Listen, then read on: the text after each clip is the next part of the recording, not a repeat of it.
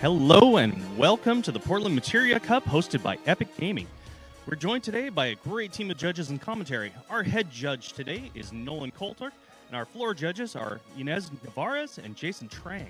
On commentary, we have the always wonderful Kyle Peters and Sam Toole. Day one, we're in for 7 rounds of action to determine our top 16 for day 2. Good luck to everyone participating today.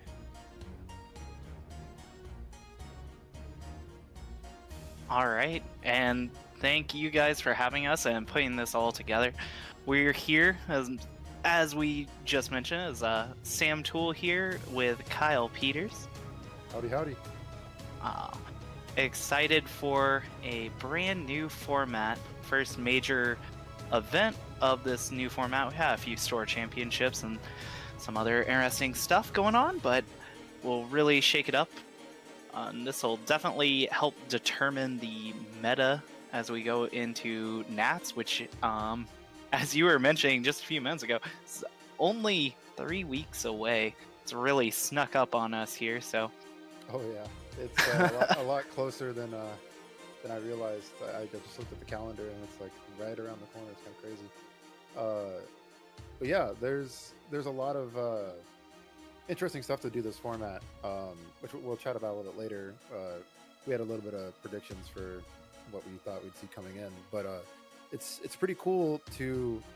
I feel like there's a lot more archetypes now that have a lot of power and oomph to them, and I'm really curious to see what comes out on top. I know that last night, or I guess this morning, Japan had a tournament, and there were some really cool archetypes in top 8 of that tournament, and I'm really interested to see what turns up here.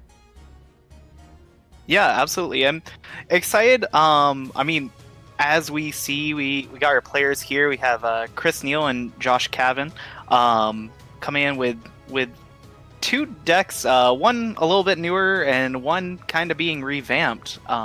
So kind of what we were talking about.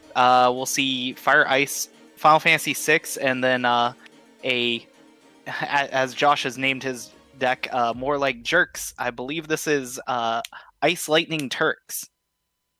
Yeah, so we see 2 aggressive strategies right off the bat. I will say that I think there's a lot more aggressive strategies that exist with this set, which I know some people really like that kind of thing.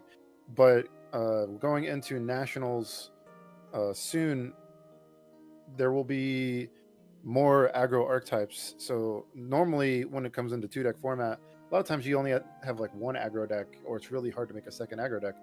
I don't think that's the case anymore. I think it's really simplistic to make 2 aggro decks. So that's already a change on the 2-deck format. Now Portland's only in 1-deck format, so it's a little different here. But just a lot more hasty dudes and a lot more damage getting through. Yeah, definitely being on only 1 deck versus 2 deck, clearly going to play a pretty big factor in deck choice, deck construction, but also, as we were mentioning, brand new format.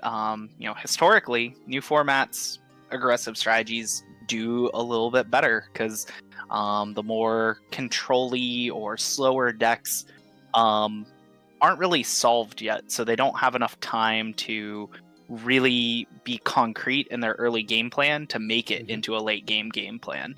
So I do like both of these players' choices of some kind of aggressive strategies.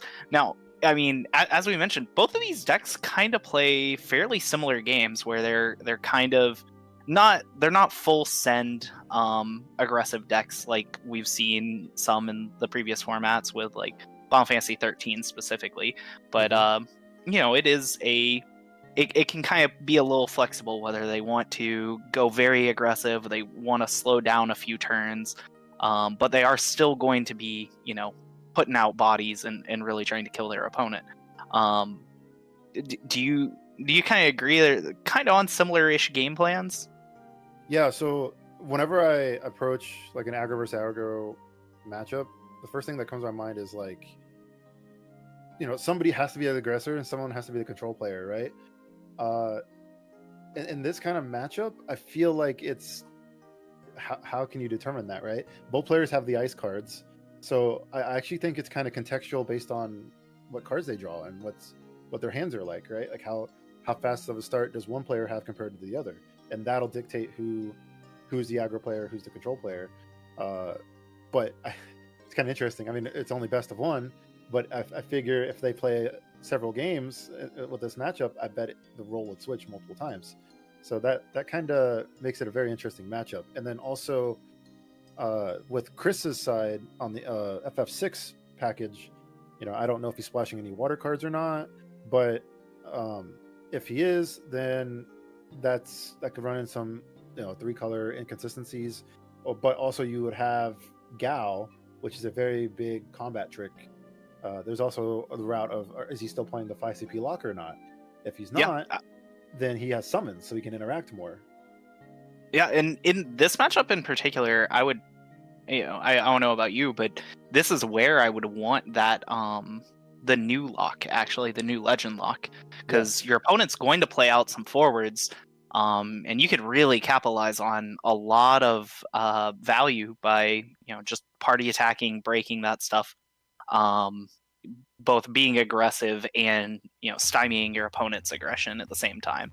So it's interesting that 6 deck, I think close to the end of last format was pretty well solved.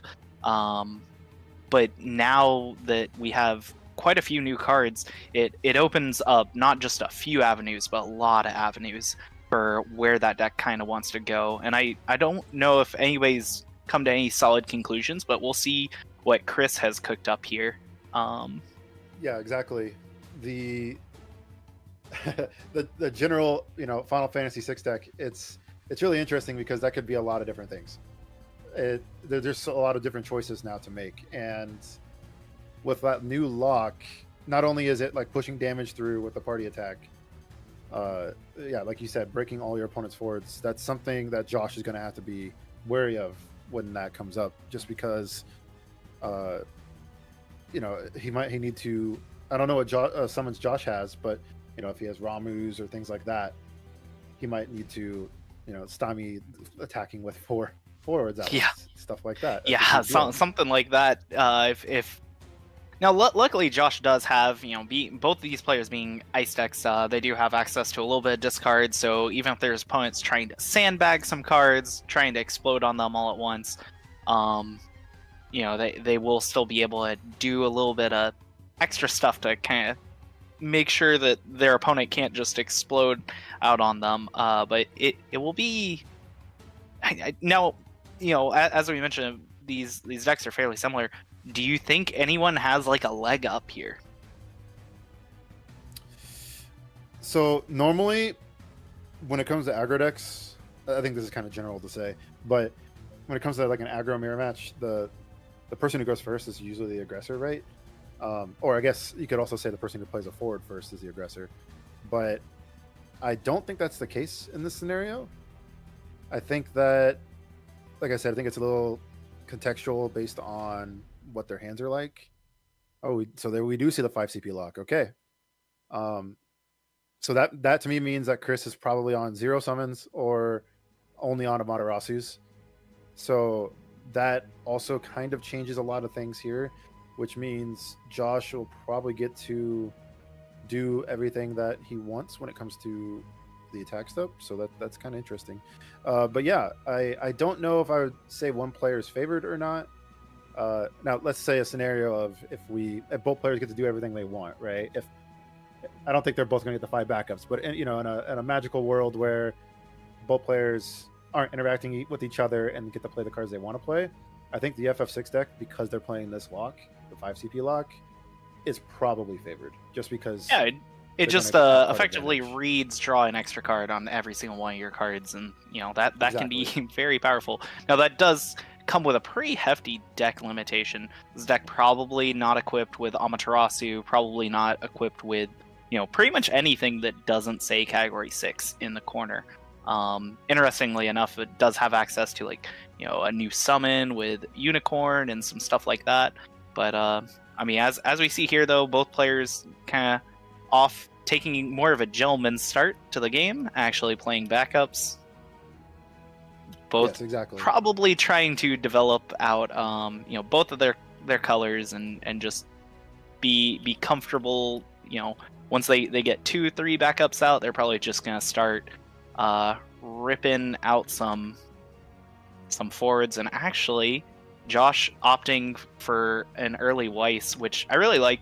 When you're on the play advantage here, your opponent's already kind of a turn behind, and he's effectively putting him a whole nother turn behind by locking down that Gestalt Empire Sid. So Chris's whole first turn is almost negated for a little while, while Josh gets set up here. Yeah, so this is a critical turn for Josh right here, because he's ahead in tempo. That's a good hit too, Edgar. And he needs to keep on the aggression. So this is the turn that I think will dictate if Josh is the aggro player or not. If Josh, for example, just plays like another backup or whatever, there's a lot more breathing room. Yes, okay, Zeromus is a good example here. So this is going to keep putting Chris behind, and Chris is going to start losing resources, so he's got to change something up here. Now, we could see some, lock into multiple Sabin turn or something like that. You could see Edgar Sabin. There's a lot of outs here, but Chris needs to commit more resources this turn rather than later, because it's just going to keep getting worse and worse. Yeah. Well, so Chris is able to, just kind of develop some more backups here, but gonna take it first point of damage coming across, and just like you were saying, this kind of puts Josh in the aggressive spot. But we can see if Chris can maybe turn this around. Like we mentioned, he does have that 5 CP lock. He does have the hasty Celeste. There's a potential he does have 1 or 2 of the new locks that, like we were mentioning, I think it would be really impactful on this, being able to set up for a turn like that. But Josh going for a Zero Miss, being able to attack resources, this is, kind of what we were talking about. Both of these decks can do this fairly well. Attacking resources while putting out threats, while putting out damage. That just lets them be the aggressor, and it doesn't kind of matter what the opponent's doing too much. That Umaro that was revealed, that turn revealed a lot of information there. That Umaro that was revealed is a pretty good anti-aggro card, and I don't think there's very many ways for Ice Lightning to remove it.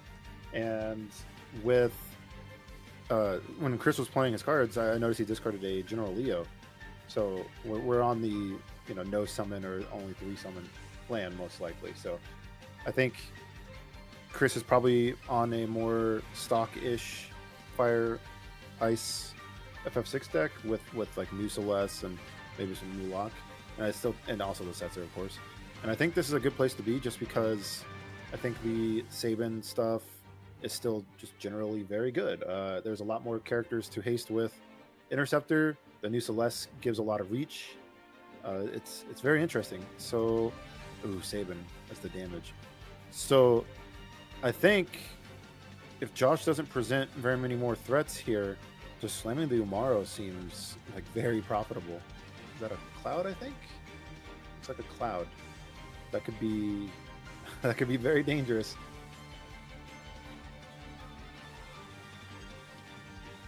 And Cloud getting the Sephiroth. All right.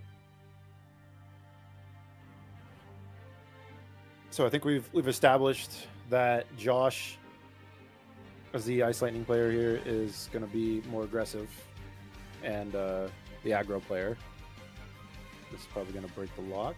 Yes. And that... Okay, the interceptor was frozen. Yep. So Chris is going to be on the back foot here. So... Yeah, if you're Chris, what gets you out of this situation? That's here? what I was about to ask you Zeromus that. is really locking you up. I think we almost have to be on like a Sabin turn, and Josh has just put him, kind of like what we were saying. He got 2 backups out, he applied a little bit of pressure, and then he's just kind of off to the races. Just going more and more forwards, putting out this. I mean, with the cloud there, that's effectively telling Chris, like, I kind of don't care what you play. I want this game to wrap up now. I don't want your lock to, have gained enough value. It's already gone. Even if you get another, I do think Chris might be a little bit more favored in the long game, but Josh does not want it to go there. Yeah, it's difficult because I think I've only seen a few cards in Chris's hand, but I think. So let's say he plays the Umaro, right? He has to kind of remove the cloud. He has to put the cloud at the bottom. Yeah, Chris is shaking his head. He knows as well. It's going to be rough. I mean, so the cloud both has to go, but the zero miss is also, if he doesn't deal with the zero miss, he's also going to 6 next turn, assuming, he removes the cloud. So both of these are like must remove forwards for him. Yeah, so if he removes the cloud, Zeromus is going to dull Chris's board, and he's going to take 2 more damage, right? He's going to take damage from Sephiroth and from Weiss. So he's opting for the discard Umaro. He actually pitched the large Umaro. So I wonder if he has another card in his hand he wants to play. I wonder if he can play. Yeah, he can play the General Leo this turn. So this is just a, trying to buy time situation. Yeah. Or you can use Umaro twice in one turn, which is what he's going for. Yes. So this is just a double removal spell. So this is similar to playing 7 CP Umaro, because you would freeze one and remove the cloud. However, he does get the Zero Miss out of play, which is, like we were saying, is probably one of the most important things. The Umaro, yes. Being able to stick around and lock down like the Weiss or something else, or probably the Zero Miss, and get rid of the cloud, would have been really nice. But he's opting for the line that saves him the most damage, not necessarily leaves him in the best board state. I think that's pretty fair to try to value your life at this point, because like we were saying, he wants to just try to buy as much time as possible. The Mog 6 obviously being very strong, and we have an Angeal coming out here. That unfortunately, that Reno, if you had an ice card with it, that would have been really good too. Yeah, absolutely. Angeal's a card that we don't see very much, but breaking the Mog there. So I think I agree with Chris's play on the last turn, just because he had the biggest forward in play. I mean, what are you going to do? Party attack with Weiss and Sephiroth? I think if Josh did that, I think Chris is ahead. Like, I think that's acceptable. But now, one of the biggest problems, he also just lost another Edgar to damage here. Yes. I think that's the third one. I'm not sure. But either way, this is a very tough spot to be in. I think Chris needs to draw something that freezes the board, and then hope that Josh bricks. I think he drew a demon and a Sabin. That is what I see as well. So he's pretty much locked into either Umaro or Sabin. Umaro not being able to buy him enough time, could only deal with one of those forwards. So he's pretty much locked into the Sabin play. Doesn't really get him much either. He's trying to think through his options. I don't think he has many here. Has just been kind of pressured a little too hard. And you gotta pray for a burst. Yeah. Given the fact that he's playing the new Setzer, probably does not have any EX Setzers in the deck, which could, of course, get back like one of the other Sabins in the bin, get that back and use the S, but unfortunately that's not going to be an option. Is there another burst that can potentially save him here? So if he's playing 3 CP lock, he can hit that and reveal another Sabin. That's... Or the 5 CP, yeah. Or the 5, yeah. Yeah, either one, yeah. Yeah, that S ability is pretty much... I guess this is the line, and I like that by Chris. Still, thinking of his one out, probably trying to draw whatever he can. Getting discarded, getting Dull. Yep. Oh, getting Dull frozen due to Weiss and that's the game. Sephiroth. Unfortunate. So that will wrap this game up. Josh taking it down, putting out amazing pressure, and really just putting Chris against the ropes ASAP. like we were saying, kind of what you wanted to do in this matchup. Did it flawlessly and took a quick 7-0 there. Yeah, absolutely. And like I said, I feel like that's the kind of matchup where I feel like, if you played 10, 20, 30 games, I feel like the roles would shift dramatically. And I don't think it's based on who goes first. I think it's based on like the contextual part of your hand. Like how many are you playing 2 backups on turn 1? Are you playing 1 backup on turn 1? Do you have no backups? Like things like that. I think it's pretty interesting. I think the roles shift, and that to me just seems like it'd be an interesting matchup. Yeah, So, absolutely. I really like the spot that Josh did go for, though, of just being able to have the turn 1 Nero, and then turn 2 aggressively playing out the backup and the Weiss, and then just recognizing I have 2 backups, I don't need any more, I'm just gonna push. Yeah, exactly. So here's a graphic here of a lot of the archetypes that we think will be present at this Materia Cup. I think there's a few things here and there that are missing probably, but just a lot of we went into the tank and thought about a lot of stuff. I guess something I would point out that's missing from this morning from the Japan tournament, there was a Gilgamesh FFBE deck that took it down and won. And that was a 8 element deck. I don't even know if I can count that high. Yeah. Usually count to 7 damage. And you have a light and a dark card, and warrior light and your ice lightning cards, and it's kind of crazy. With Don Corneo and Charlotte and all that kind of stuff. So I guess that's missing from this. But if somebody brings that last second, that'd be kind of hype, I'm not gonna lie. But yes, if somebody was watching that, brought all those cards with them to Portland, or just lived in the area, oh man, they would be making my day right now. I'd love to see that on stream. Yeah. So let's go through a couple of these. So there's a lot of different ways you can build a lot of these decks. Like Scions, you can build Fire Lightning or with Lightning Water. FF6, you can build Ice Water, Fire, Ice, Fire Water. There's a lot of different things here. What do you think personally that you think is going to be the most popular, and do you think that certain things are not going to show up?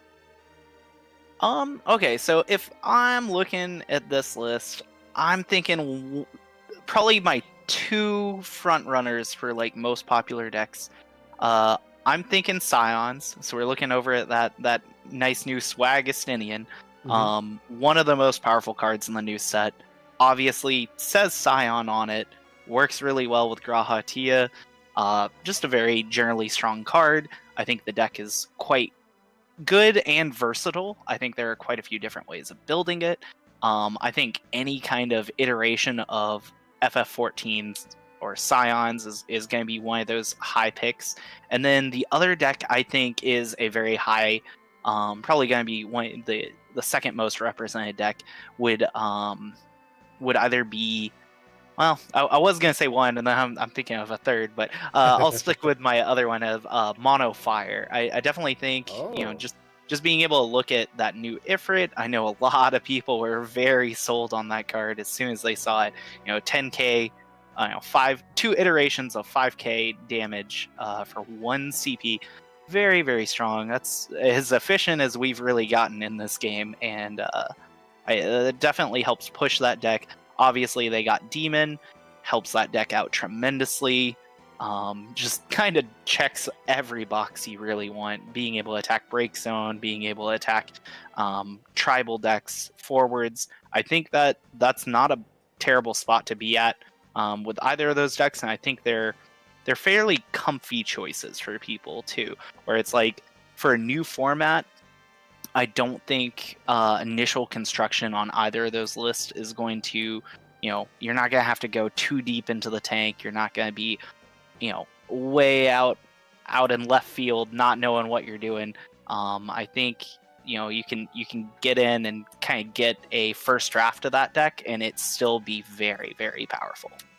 Yeah, I think both those archetypes are decks that not only can you adapt with playstyle, but you can adapt, in the future if you want to keep playing Modifier or Scions, right? So I actually had this conversation with a local because I've been playing Scions at locals, and then this weekend I played Water Lightning. Super fun deck, but that kind of deck, depending on what you're playing against, you can either slow down or you can go fast. So it's kind of interesting in the sense of what do I want to do in that moment, and a lot of that kind of depends on what matchup I'm playing against. And while that's a little different with fire, you're not kind of doing that kind of thing. It's more of a like you said, you don't have to have a perfect 50 card list. It's kind of straightforward. You know what you want to be doing and things like that. And yeah, all you have to do is make sure all your cards are fire cards and or a dark or light card here or there, and that Ifrit's really going to get you a lot of value. Yes. Obviously, the graphic we got right there, Alua is our girl. She's going to do a lot of work, and we also have Demon pulling his weight, Hien pulling their weight. So as long as you have like those staples in there, you're gonna be kind of cooking almost no matter what. And then the rest of your deck's mostly just like some okay forward, some okay monsters, and some okay removal. And I think the floor on playing a deck like that, especially if you're worried about aggro, is pretty darn high. And I think that's not a terrible spot to be if you're worried about that early format aggression like we were talking about. Yeah, so here's something else I want to point out too is, because you mentioned the demon, we got a lot more break zone removal in different elements now. And I think that does shake up a lot of certain things. So technically, Earth is like a strong element, but Earth got technically weaker because, we got the Goddess in Wind and the Demon in Fire that is also additional break zone removal. So things that rely on break zone are becoming a little less reliable. And like Mono Fire, for example, they added a new tool to their arsenal. Same thing with FF6, right? Like a lot of those cards are FF6. So it's really interesting to see you break the color pie with some of these new cards, right? But I think it's in a healthy way because there hasn't been very much break zone removal in this game, and now we kind of have to worry a little bit more about it. Yeah, absolutely. It is definitely, back in ye olden times of Final Fantasy, your break zone was a sacred area that only you had access to playing with for way too long. I mean, technically Inuo existed and some other stuff, but there were not very good options. And then Mist Dragon started coming around, and now we have Demon really threatening to not let you just kind of play your own game over there. You no longer effectively have this extra deck zone of just pilfering cards from. That is very, very relevant, and getting access to that in different colors, and just like you mentioned, we have Goddess as well. And I think actually that's just I'm gonna jump topics here just a smidge, but how do you feel about like the whole 3 Warring Triad? Obviously big cards of the set, big cards from Final Fantasy VI for all those fans of it. I see RVA Snugsy, a little bit of a fan. I think he's played the game once or twice. Yeah, I see a Guido emote in there. So we over here in Kansas, we played a lot of the Warring Triads. I'll say that. And it's been, I don't want to say it's been like fantastic, like 10 out of 10, but I think in my opinion, the worst one is the Goddess. Second, so in the middle is the Fiend, and the best one's the Demon. But I think that sometimes they can flip flop. So they've all been very solid, I should say. Now sometimes they still need help because the Fiend theoretically doesn't do enough sometimes. Like what if you play the Fiend and you're playing against FF6 and they don't have summons? It doesn't do anything. Or even against Scions sometimes, they do play summons, but like all these aggressive decks don't have to play summons. Their forwards do all the things that they want to do. So I think a lot of it's matchup dependent. The Goddess, I was very big on the Goddess with Mono Wind at the beginning of the format. just because Mono Wind got 2 board wipes. They got Fat Chocobo and they got the Goddess. But the more and more I played, the more I think that the Goddess is more of a you need to protect it kind of card. I know that the board wipe still happens if she dies, but it's one of those things where you invested so much, right? Yes. You don't want to be losing out on that 7 CP 9k investment, especially in Wind, where very few of your forwards say bigger than 6k sometimes. Yeah, so I like the design. I think they are cards that are going to be played for a long time. I also think they are cards that you can build around. Like in Mono Fire, you can play Jin and amplify your demon damage. And Wind, there are cards that protect the Goddess, like the Windy Tola, that can also help you out with that as well. And I've seen some people, because people are going back to Bismarck a lot, they're playing 3 CP forward Zidane, Opus 3 hero from forever ago. Our Michitaru yeah, signature card from our previous worlds. So it's very interesting. There's a lot of different ways you can go with deck building to build around those kind of cards and enhance them. All right, here's a question. What do you think about monocolor decks right now? I am very high on them. They're very exciting decks. I think the biggest thing is, who does not like playing backups for free? The new cycle of free backups, very exciting. This is coming from somebody who really enjoyed a wool deck or multicolor decks in almost every format, and especially during this last bit of the season. I love playing tons of colors, but I do think the strength of monocolor decks for a free backup is very, very strong in probably any of the decks, but obviously Mono Water, Mono Wind, those ones are really big, but that is one of the big reasons, and it adds a lot of consistency for your deck. You're not worried about colors, you're able to splash light and dark cards a little bit more stably without having to worry about tripping over yourself. Obviously a lot of those warrior light lists in the past did not play any light or dark cards. You're already juggling 3-4 colors. You don't want to worry about light and dark cards beyond Princess Sarah. But for these monocolor decks, the new Shinryu is a big card. A lot of people are playing. The new Xenos, that card's fantastic. Kadaj, which we saw in Mono Water already in the last sets, is very, very good, very flexible, helps make their overall game plan just very, very varied, due to the fact that I can have a forward that can never die on your turn because it's just not there. So a lot of that stuff is going to be pretty helpful to help smooth out those monocolor decks. I didn't feel like we had a huge benefit. We talk about Warrior Light. When we have Warrior of Light, we actually finally had a benefit for playing backups. The game was getting very aggressive. There wasn't always a huge reason to play backups, especially if the game's going to end in 3-4 turns sometimes. But Warrior of Light is that payoff. And I feel like conversely, we didn't have a payoff for playing a monocolor deck. And now we have those free backups.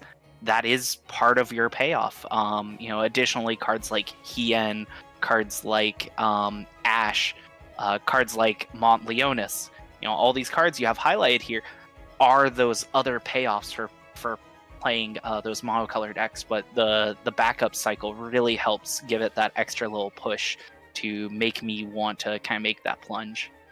Yeah, it's interesting you're saying that with the Warrior Light. That's a good comparison with these free backups.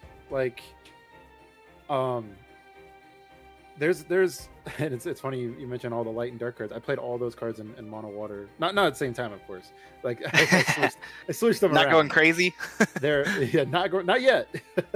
But they were all very good. Like I played a Xenos build of mono water with Famfrit, not a Tomos, just Famfrit. You know, both of us sacred forward, and it was good. I played Shinryu in mono water, and that was also very good. And Kadash has also always just been very solid. It's one of those things where it's like they brought different tools to the table and they felt like different decks, but like they were all very solid. So it's interesting to bring all that up. The thing I like about the monocolor decks, so me in general as a deck builder, my personal goal, and maybe this is because of my Versatile days from forever ago, but and also like the Doga Sophie days, those days you played less than 10 backups. You played like 6, 7, 8-ish, right? Something like that. Sometimes you played 10, but like a lot of those decks, even mono water last format that I was playing, played I think 8 backups. It was one of those things of like I am as a deck builder, I want to approach the formats if possible with the least amount of backups, because I personally feel like the way that I lose the most is if I draw too many backups, right? Or, you know, it's a close game and then you draw 2 and it's 2 backups and then you probably lose. Or you hope that they draw 2 backups then to get back into the game, just to take out that kind of randomness. And I think the free backups, this isn't exactly 1-to-1, but I would argue they let you kind of trim a little bit on backups. And you know, a lot of the default would be play a backup like Norse Talon to search for another backup. And then, and Wind is a perfect example of this. You can play Chocobo Sam to go get Fat Chocobo, and then next turn, Fat Chocobo to put and play Chocolate. That's 3 backups. And then you can play, I think it's Carpenter, for free. Now And you're already there. Yeah. Yeah, you know, you don't need 15 backups in your deck anymore. You can cut down a little bit. You need to draw the Chocobo Salmon, and it will do that. But there's also alternatives in Wind, like you can play Izana. Now you would need to have another backup because you wouldn't have Chocobo Sam, but you can Izana for Fat Chocobo. So there's a lot of like build arounds in instances like that. With Water, you can play more cards that draw cards, draw discard. Loperit is one of my favorite cards in Mono Water right now, because not only can you bottom the dark cards when you don't need them at that moment, it also lets you see a lot more cards. It's breakable. And if you do draw too many backups, well, you can just break the Loperit you haven't played and keep playing your backups that you drew.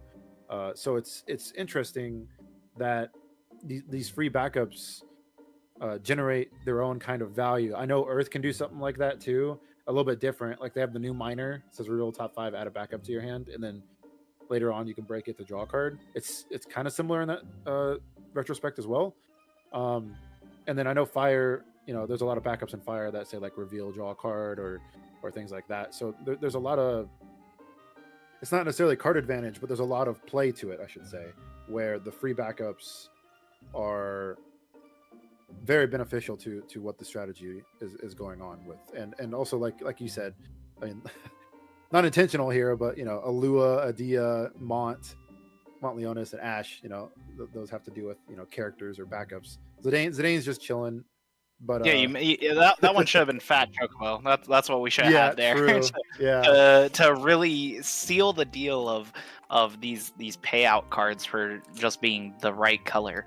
But I think we still got pretty identifiable cards. I think Adia also being like a surprise addition of just like I think a time people looked and were like, Adia.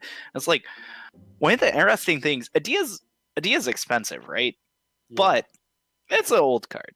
But in this current format and in the past few formats, a lot of forwards are between 2 to 4 CP at most. Yes. Adia answers a lot of stuff, even at like 2 backups. And even though it's not always great to pay 6, the fact that you have a burst like that, I think John Smith, the player formerly from Seattle, I believe he's at this event, I'm guessing, recent winner of a store championship on that mono lightning deck though. I think I saw him in the live cam. Oh, perfect. Great player. And looking forward to hopefully seeing him on stream some. But I think that the idea is a great call for that deck, just being able to kind of to target some of these smaller forwards, and just kind of get a body out. You don't always want to pay full price for her, but the EX is great, and I think it's a pretty good call. All right, pop quiz. What's Nope. her special name? I fail. I know she says the FF8 line on her from the it's like Lusec, Winosec, something. Oh no! I mean, FF, I think fans it's are gonna hate you. Oh yeah. Hunter's fuming in the chat, but which I believe means secession of wishes. Is what that translates to. Yep. So her special's death. Oh, death. That's pretty strong. Yeah. So here's something else I wanted to point out. So Chaos Arc was pretty popular at the end of last format, even with Mono Water being around. But do you think Chaos Arc? Like, I think we can both agree it's a playable deck right now, right? It's interesting. I mean, the synergy between those two cards alone, casting a 9 CP summon for 0 is not nothing. That's for sure. So do you think that... So this is going to hinder his performance, but I guess what is your stance on Chaos Arc when we have all these monocolor decks that exist now? Sorry, Mono Ice. I don't think you're cutting it. I think all the other ice variants are probably better than Mono Ice at this point. Now, yeah. Look, if Cody Snodgrass or Chris Lopez or Steve Sauce, if any of you guys want to show up, I mean anybody else too. Those are just the main Mono Ice players I know. If they want to show up and crush people and prove me wrong, that'd be awesome. But if I'm looking at Mono Ice, I don't think the ice free backup is enough of a reason to not play Alcid, Sephiroth, Zeromus, all of Lightning, all these Ice Lightning cards specifically. Yeah. So I don't think you could ever trick me to get off some of those Lightning cards. They are strong. I agree. I think these 5 other mono decks are sadly or happily better than Mono Ice. Yeah. But with all the mono decks showing up and with Wall kind of going down in play, I mean, we might see Warrior Light in other decks like Magisa, or like a Mono Earth deck or some other stuff, or maybe Mono Water, stuff like that. Like just some random splash in Warrior Light. But the 4-color Warrior Light kind of decks are, I would argue, almost gone. Somebody might have figured it out, but I think they've definitely gone down in play. And same with Soiree. I think Soiree was kind of that deck last format that if people didn't know what to play, or if they just were comfortable because the last few sets Soiree was a comfortable deck, they still brought Soiree to the tournament. I think that for this event, I feel like with the downplay of Soiree and the downplay of Wall and the uprise of monocolor decks, it kind of feels weird to play Arc Chaos. Even though it's really strong, it feels kind of off and maybe off-putting, but it also still seems really good against a lot of the top aggro decks. Like what does Ice Lightning do against Arc Chaos? What does 13 do against Arc Chaos? It's really interesting. What do you think? Yeah, I mean, it definitely gets a little bit worse. One of the big things to always remember though is any Earth variant, any Earth deck, there's always a chance they pop out a Shantoto against you. They pop out a Shantoto against a Chaos Arc deck, and we're just the happiest of campers, right? Like a 0 cost 11 drop forward that also then lets you cast a 0 drop 9 CP summon. That's just powerful. Now without I mean we have Earth decks in this rotation that we have listed here, but it's not all of them, and a lot of them aren't gonna be forced to Shantoto against you. So without that, most of the time, I would say against most of these decks, you're looking at 7 or 9 CP on your Chaos. That's rough. That's pretty much your whole hand. you better hope it really puts your opponent at about the same spot it's putting you, because without being able to get a really good follow-up, and I think some of these aggro decks are going to top deck better than you, so I would be pretty worried about taking Chaos Arc to this event personally. Yeah, so like something I was trying out a little bit early this format too, and a little bit at the end of last format, was an Earth Water Chaos Arc deck, and it felt like Une, definitely this set. I feel like Une fell off this set. I don't think Une is that great anymore. But last set I was feeling that a little bit as well with like the Earth Water Chaos Arc. It was really interesting because you could play based off 2 backups or off 4 backups, and just go with it. You have recursion for the arc and the chaos technically, and it felt very, I don't want to say clunky, but it felt like it worked out really well. It just didn't feel like it was doing what I wanted to do. But something that I also remember, I think Mike Powell top 8'd with Earth Lightning Chaos in Texas, I think it was. Yep, absolutely. Man in Black on Arc seems very, very strong. So I think if I were to play a Chaos Arc deck, no matter what the 2 elements would be, I think that's the kind of angle I would like to approach, is Man in Black with Arc. Maybe it would be Earth Lightning again. I don't know. It just feels like... I agree with Une kind of losing a little bit of her power, and that was some of your recycling of the arc for the archetype. The archetype. I don't know 100% where I would be. I mean, Garnet I think is still a very strong card. In Earth Water, I'm trying to think. Do we have too many? We don't really have too many other ways of recurring those summons. It's really just Garnet. That's gonna be pretty powerful. You have Ico, but you have to break Ico. Yeah, we don't want to do that too often. I actually think that the premium Earth Water deck right now is FF4, which we haven't talked very much about here. But like, the new Cecil, I mean, let's go. I mean, we got that beautiful Cecil art right there.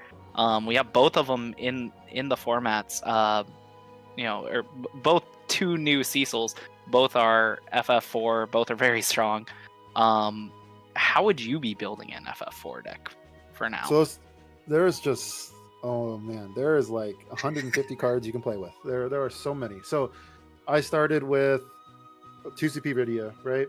Because you can play 2CP Rydia and then play Earth Cecil, take a damage, and then you can preemptively sack the Earth Cecil, or you can wait, whatever you want to do. But that gets Rydia counters so fast, and that's like really good. But what I was having trouble with was gaining the card advantage back, since we lost Sildra. So I kind of fell off on that kind of plan, and I also liked having Rydia backup search for summons.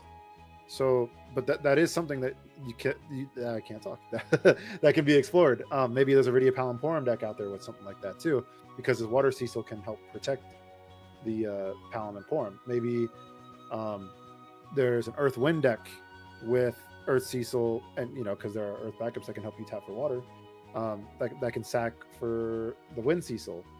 Maybe there are other Cecils, like I think it's Opus 2, that prevents all damage. I think it's that one. It has to block and it prevents all non-combat damage. Maybe that has a place somewhere. I do know that there was like a monk list going around that also works with Earth Cecil as Earth Water, like Earth Water monks. That's kind of interesting. So I mean, we really are all over the place with those Category 4 decks. Category 4 fans are eating well tonight for sure.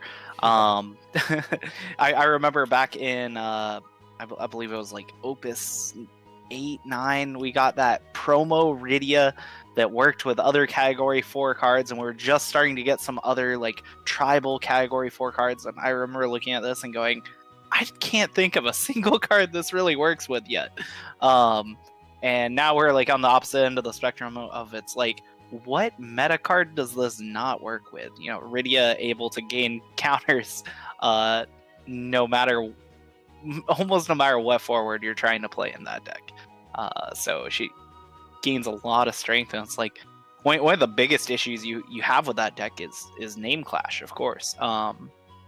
so many, you got multiple good Porums, you got tons of good Rydias, you got like 3-4 Cecils you're picking from, and some with specials. So you kind of want more of those Cecils, right? You just want to kind of double up and kind of see what's going on there. No, not to mention Cecil generates crystals, so that's actually kind of the angle I think that Mono R is going, is more Glaciella. But like, you can just randomly throw Glaciella in this FF4 deck because Cecil makes crystals.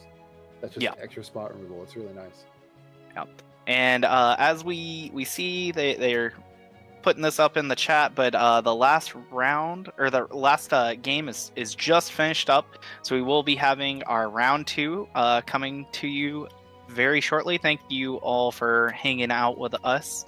I know our round 1 was kind of blitzed and over, but we hopefully for round 2, if we do have a similar thing, we'll either have a backup match or maybe have the players play a little bit extra, like some friendly games for us, just so we have some good gameplay going on. But hopefully everybody's having a great Saturday, and appreciate everybody hanging out with us. I've just been told that the last round match, I don't know who it was, but is Wind Earth. So that's already got me a little hyped up. I wonder if it's Oki, because I know he loves some Wind Earth. I think I believe this deck is commonly referred to as Okimoto's Crutch, as we can just change the official name from Earthwind to Okimoto's Crush. Matthew Okimoto, obviously famous for just defaulting to Earthwind in almost any format. It's a brand new format. Wouldn't be shocked to see him on some Earthwind cards. Always good. Likes his kind of control gameplay style. We'll see how that shapes up. Earthwind with the Goddess, so I'm already a fan. Kind of like what I said before with like protection cards. Like Earth has a lot of those, or you can let the Goddess die and then just get it back, right? That's kind of awesome.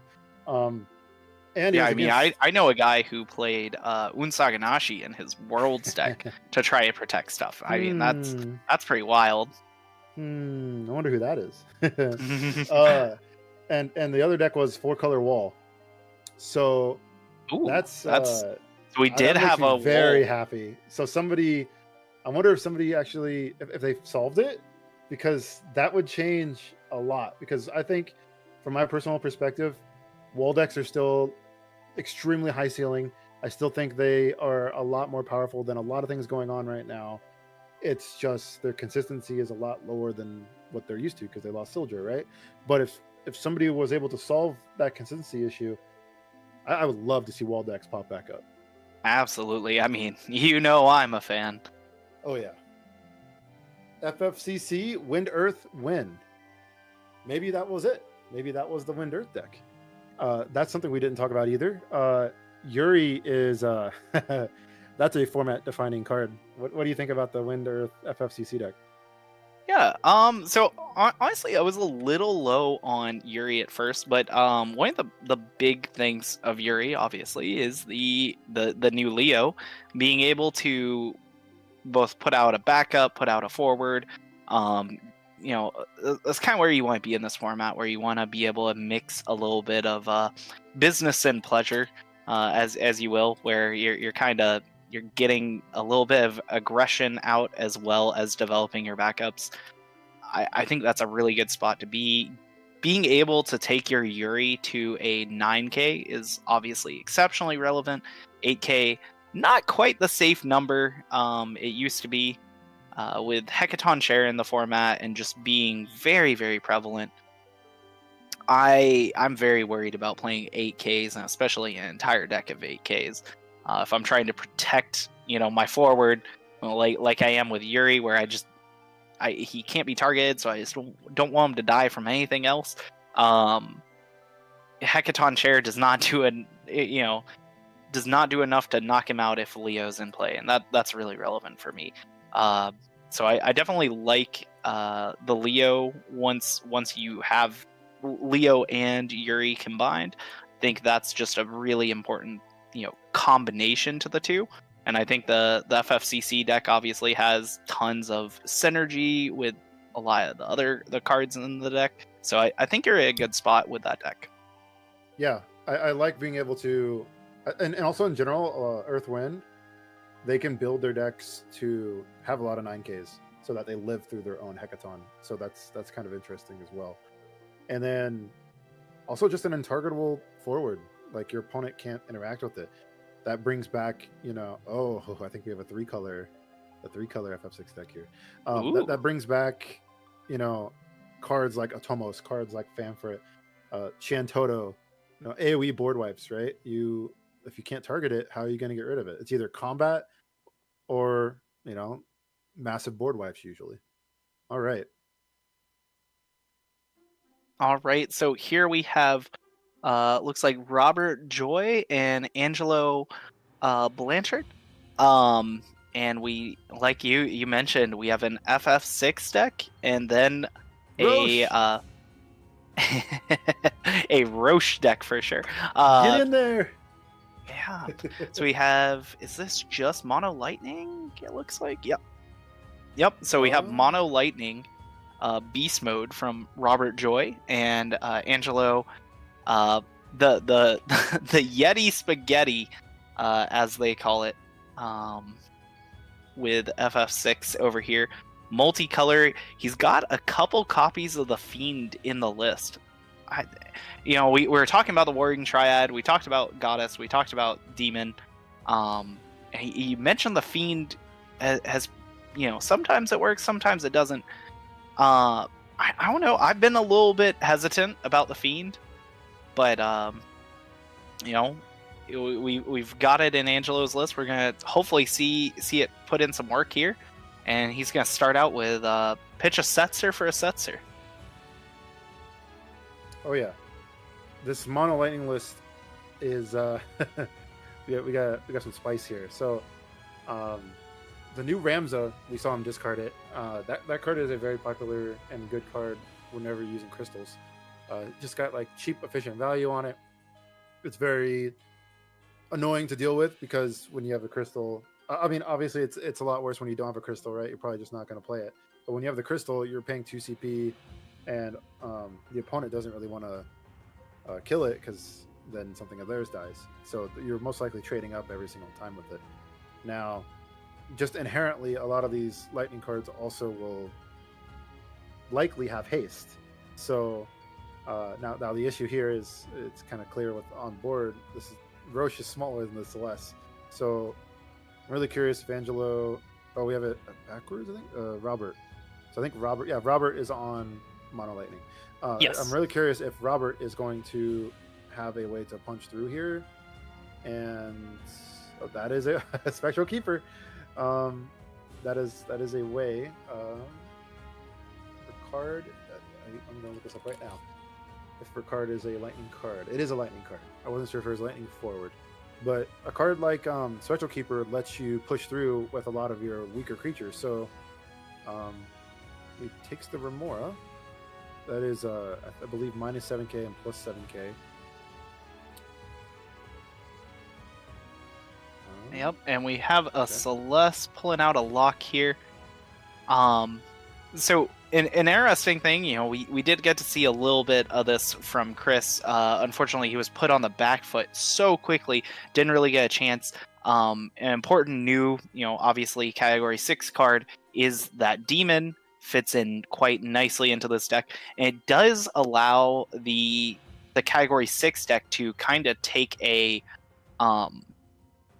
approach where they can kind of clear off their opponent's board and really be almost a control version where you can just destroy out so much of your opponent's forwards with the Demon, and especially with Angelo or Robert having so many small forwards. Those can just get cleaned up really easily with the Demon. I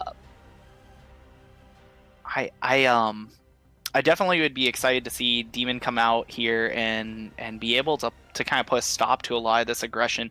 Chris unable to do that due to all the ice being able to kind of gunk up what was happening. However, Robert won't be able to do that same thing since he is mono lightning. He won't be able to slow down Angelo any. And So, Alua. So, what I was curious about, I just saw in Angelo's hand the 5 CP lock. So it comes back to what we were discussing last round. How many summons are in the FF6 deck, right? And I'm curious about that because of interaction on your opponent's turn. Robert, I just looked at his list. There are a lot of hasters in Robert's list. So even if the demon does come down and things like that, there is still a chance that Robert can push through after getting board wiped. So absolutely. Yeah. Something that Angelo needs to be aware of, and it might actually just make Robert advantaged in this scenario, especially with cards like Alua and Estinian. Yes, like Alua activating if like the forwards get frozen is a pretty big deal.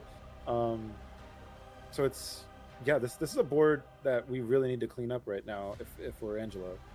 Well, and one final card that I think is very interesting is the new Ramza in Robert's list.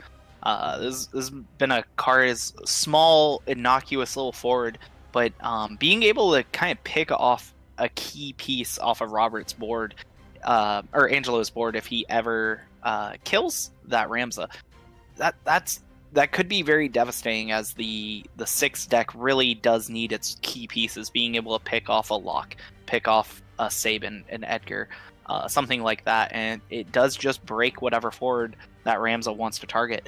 And yeah, we see Robert here just turning on aggression. The Estinian comes in, the Alua comes in, and we're just going sideways. Yeah, so this is the kind of from last match. What do we see here? Oh, it's the Remora. Okay, this is from last match. It's one of those things of who's the aggressor, who's the control player. It was a little different when there's 2 ice players, but in this case, I think almost in every scenario, the mono lightning player is going to be the aggressor, mainly because how are they the control player. A lot of their cards have haste. A lot of what they want to do is kind of one-dimensional. They just want to push in, shove in, and they're really good at it. They have a lot of ways to dole forwards, like Cindy or Ramu or Spectral Keeper in this list, things like that, right? And a lot of their cards are cheap. Anytime you can trade, 2 CP, maybe 3 CP for a damage. For a damage? Yeah, that's kind of what the Mono Lightning deck wants to do here. So. Yeah. One of the things I was a little concerned about for Angelo was actually turning the Celeste sideways there. By doing so, I mean, he kind of left himself pretty open.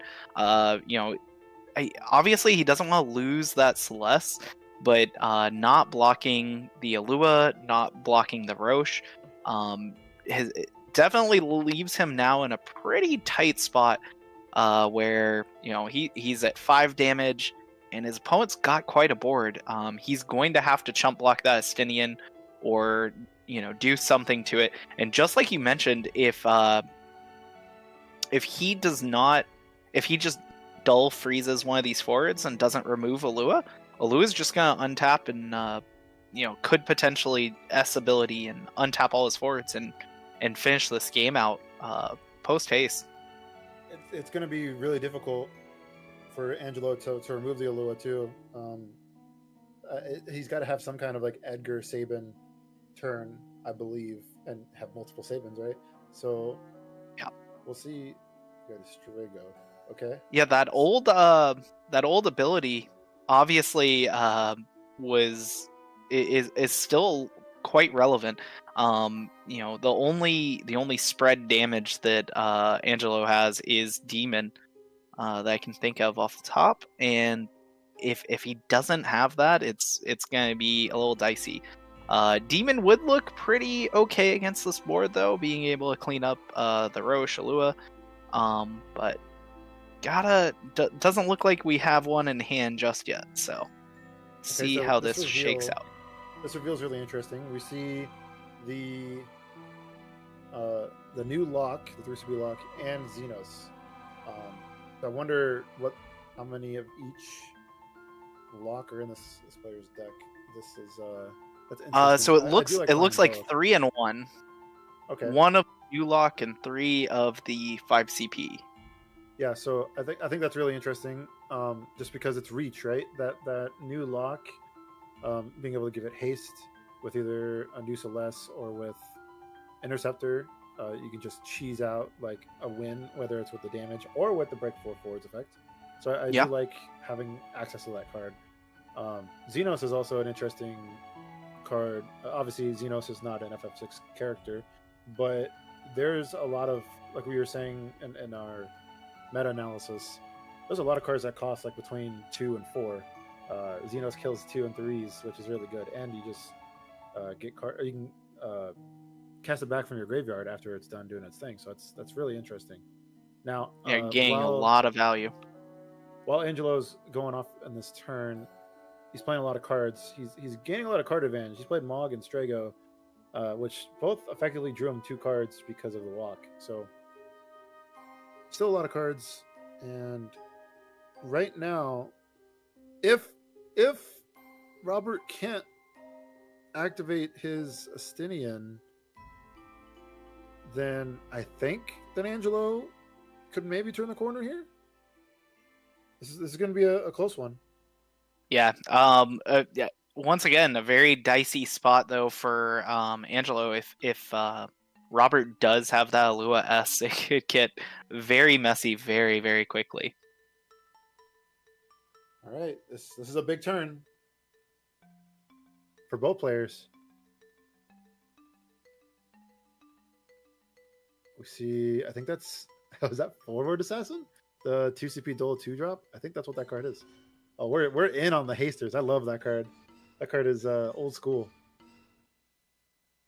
But I don't think it'll do anything on this board. So this is a scary turn. I think Angelo is about to turn the corner. Yeah. How do you feel about the attack again with Celeste? I personally think we probably need to just once again probably hang back. Obviously we could take an advantage of the lock didn't come in that turn, did it? Or was that was that turn? Yeah. That was all. Oh, it was quite a big turn. So yes. So we couldn't have party attack. I think I still kind of wanted to leave the Celeste back there. Yeah, so I think we got to play to win. I think that turn Angelo is technically behind, right? And I think we got to play to win. So I do like the attack. Okay. Mainly because Robert had no hand, and Robert has to top deck. Now, if Robert does top deck something very well, there's a very good chance that you lose. But I think now that because of the attack, like that 1 extra damage, there are some draws I think that Angelo can just like instantly win the game. Maybe not, 7 damage. Maybe, I mean, there are probably some that are 7 damage, but now you have Celeste. You can party attack with things. You can freeze. I mean, there's 4 dual characters right now on Robert's board. So, I mean, imagine a world where you demon. Oh, I'm waiting for the draw. There it is. Imagine a world where you demon on purple, and then you can party attack twice and freeze the 4 characters in play. The Stinian will be the last forward in play, but Robert will only have honestly, I kind of want that guy to just stay in play and stay dull. As long as Alua gets out of here, we just really want to freeze out that Estinian rather than giving my opponent a chance to play it again. Actually, we'll freeze everything because of Setzer. So we double party attack. We'll freeze everything. Demon will remove Alua and Roche. Yeah, this seems like a unlosable board state. Knock on wood, right? I don't want to jinx Angelo, but I like where we're at now. Yep, this is a really big thing. Like we mentioned, being able to have Demon in the deck as a Category 6 card, giving your deck a lot more reach, being able to go ahead and clean up those forwards is so helpful.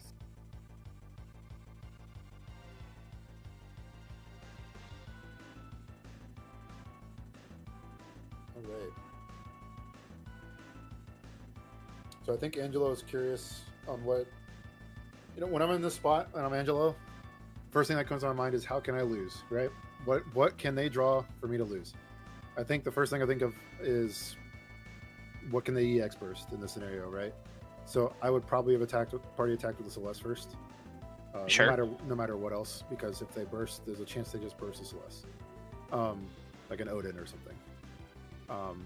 But other than that, like in this case, I would party attack again. But things are looking pretty locked up here.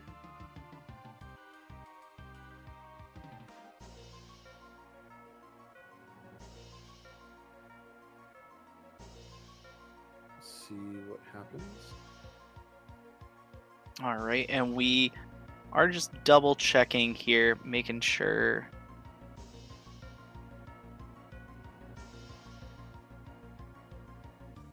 Looks like we're locking down 3 of the backups, lock down the forward, getting in the damage. Gonna be passing it over. And there we go. We did resolve that flip for Angelo. For that, there was a miss trigger on the demon. Obviously, a lot of stuff kind of moving and shuffling all at once. Was missed by the players, but gonna go ahead. It is a mandatory trigger. Got it resolved. And now Angelo. Block when the demon came in play. Yeah. Correct. Yep. I don't think it will change the outcome of the match, but Angelo does need to be careful about stuff like that because if it becomes a repeat offender in future rounds, those are beneficial to him. He wants those cards. Yeah. But, get enough of those, that might end up into a game loss. So oh, absolutely. Especially with Lock, you just have to be really careful since it's pretty much every card you're playing in the Category 6 deck. I even watched some mirror matches in the RVA event, and mirror matches of Category 6, and both players missing some of their triggers, even though they both know it.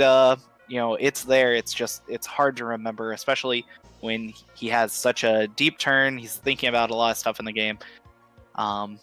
Pretty understandable to forget that one extra card that you don't, in Angelo's mind, he probably is thinking, I don't even need this card right now. I want to try to get to next turn and kill my opponent. So I think on this board state, I think Angelo wins, but this is just showing how powerful the mono lightning deck is also. Like he played Cindy and then Assassin. Like the Cindy doling the demon here, that's an attack with Assassin. That's 6 damage. Like, yeah, this haste is a real deal right now. It's the mono lightning deck that Roberts brought. Like, this is a really cheap and cost effective. Like I was saying, trading 2 or 3 CP for damage. If you're doing that enough, and also there are some matchups where people don't play this many forwards, like FF6. What if people only play 2 or 3 forwards? Robert's gonna take over those kind of games.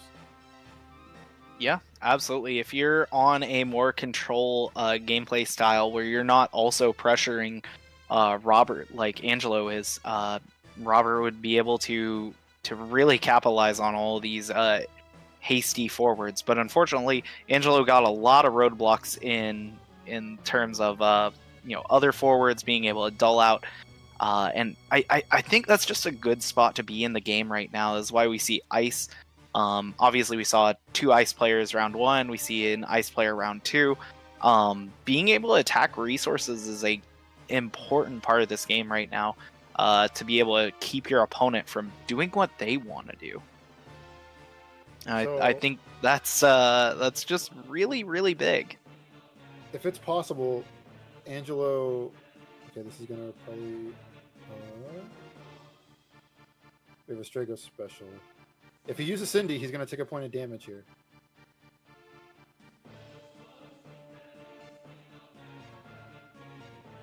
Yeah, it's an interesting trade-off. Whether you want to take that point of damage now to decide who doesn't attack, or if you just want to let the attacks come through.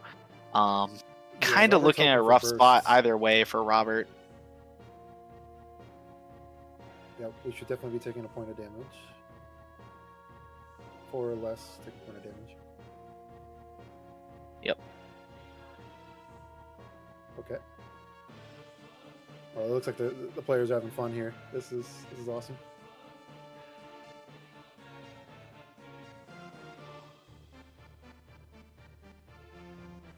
Edgar. I was going to say I didn't know that Angelo had Strago special. He's double sleeping. This is awesome. And we need to reveal off of a lock when that happens. But, Yep. Well, we have a lot of Strago specials. Oh, we have many Stragos. We have Stragos on Stragos going on here. Edgar, of course, pulling back 2 cards. His choice.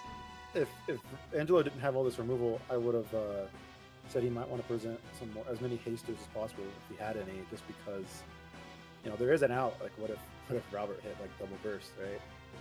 That could have been bad, but I don't think that's going to be relevant anymore.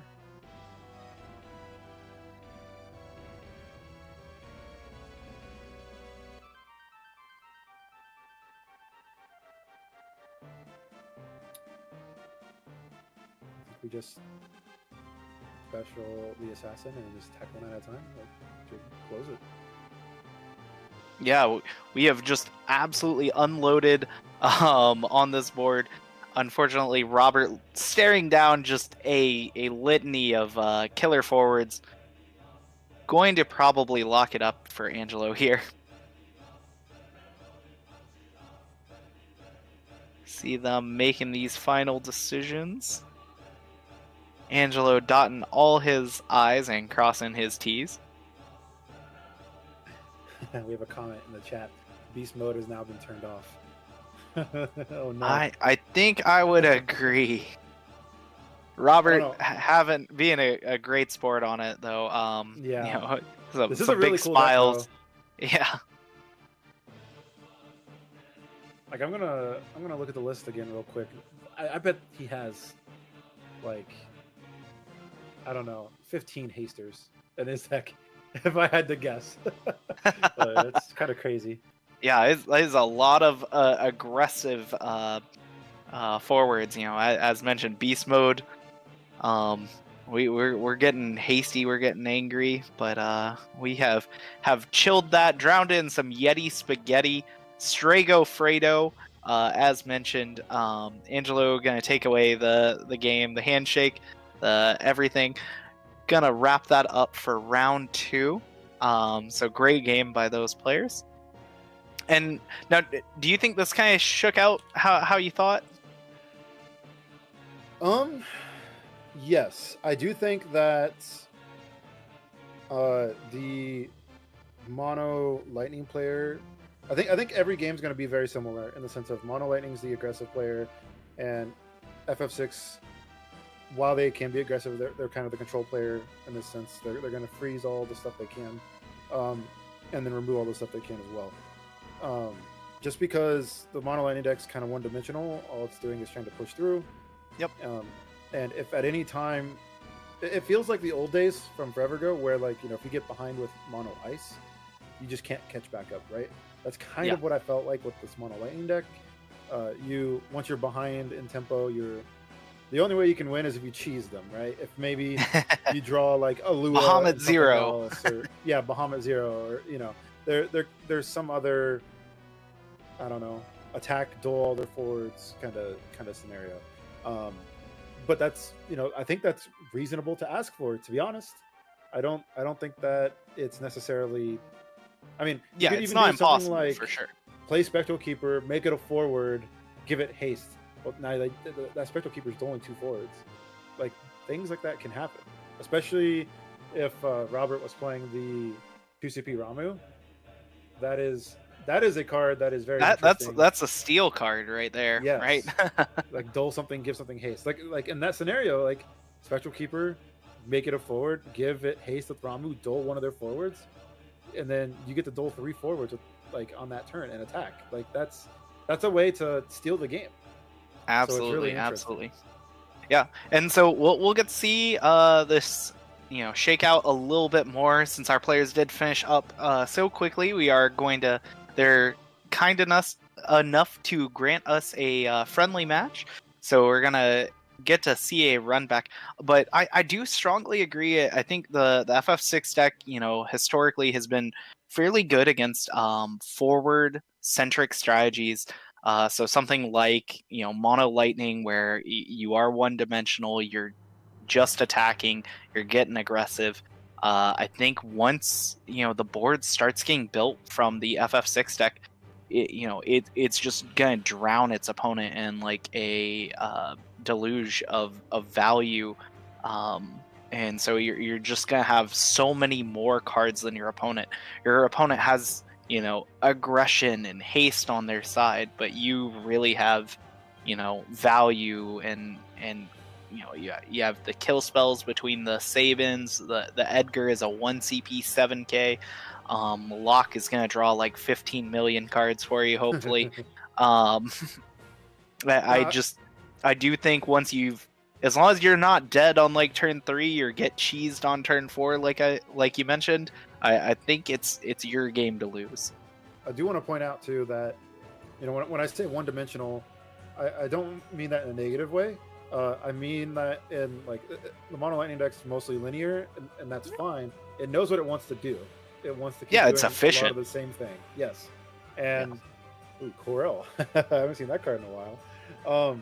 And he takes it.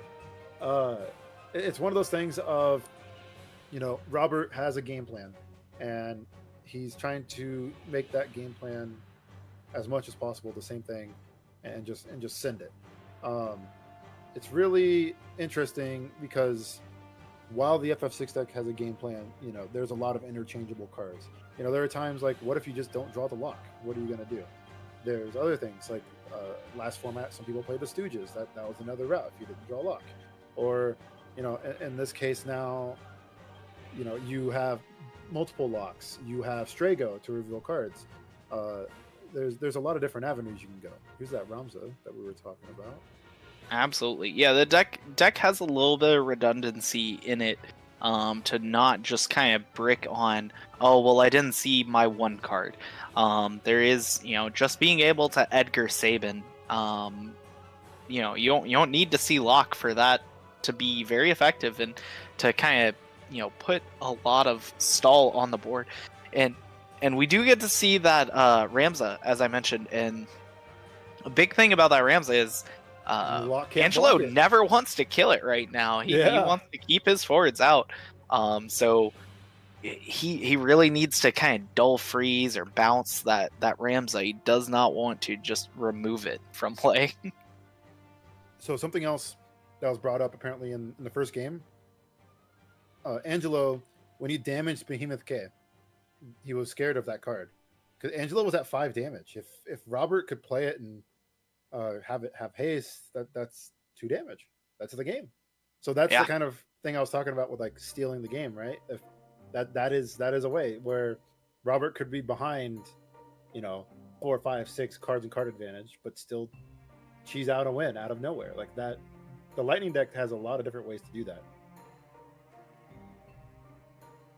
It's one of those things where it's like the final punch in an anime. It doesn't matter that his body is spent, all his cards are gone, his board looks like crap.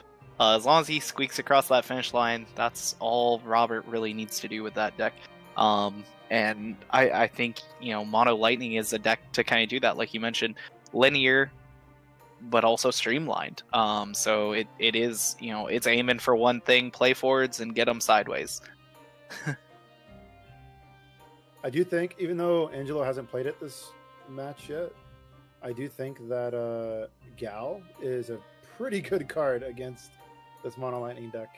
But yeah, absolutely. Just being able to give that surprise factor, be able to save one of your smaller blockers, be able to be an extra blocker for when your opponent is just pumping out tons of attackers.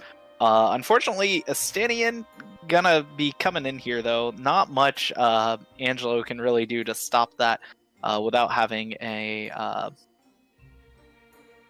action ability or something to kind of put a stop to that.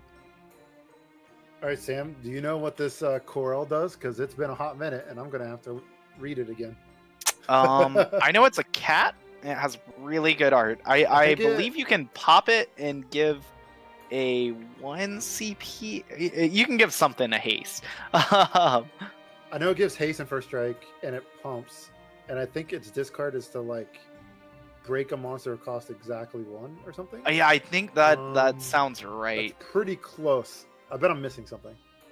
But the important part is haste in this scenario. Yeah. And maybe the pump even. Yeah, it's like haste in 3K, I believe. Is a very low used card, but has some fantastic art. I really did like all those monsters from that cycle. Kind of taking from, if people are familiar with Yu-Gi-Oh, the hand trap function where just by pitching it from hand, it does gain additional text. Being able to just discard it, break a monster of cost 1 only, but I mean that's still something. And I think it's actually more relevant in the current format than it has been in any previous format. So that's very interesting. My personal favorite was always the Goblin of that cycle. Once it was in play, you could you sacrifice it to search for any monster. I like the fact that you can kind of get a little bit of flexibility there on what you're. I always love any card that tutors cards, so like being able to have my options inside my deck. I think what my favorite one is. I'm a Sahagin kind of guy. Yeah, that's Sahagin. I think bouncing a Leo with that Sahagin is pretty good. All right, we see a Kefka being played, and it's doling a forward. Oh no, I made a Yu-Gi-Oh reference, so I'm gonna have to get out of here now. TCG Titan's kicking me off stream. And Humble Messiah, thanks for joining us. Hope you're having a good Saturday. We're here just enjoying a friendly match after Angelo did defeat Robert in their their second match here at the Portland Materia Cup. We got 5 more rounds for us. And 76 players. Yeah. And then we'll have top 16 tomorrow. Believe same time as today. Hopefully we should have everything nice and smooth for tomorrow. Should be same bat time, same bat channel.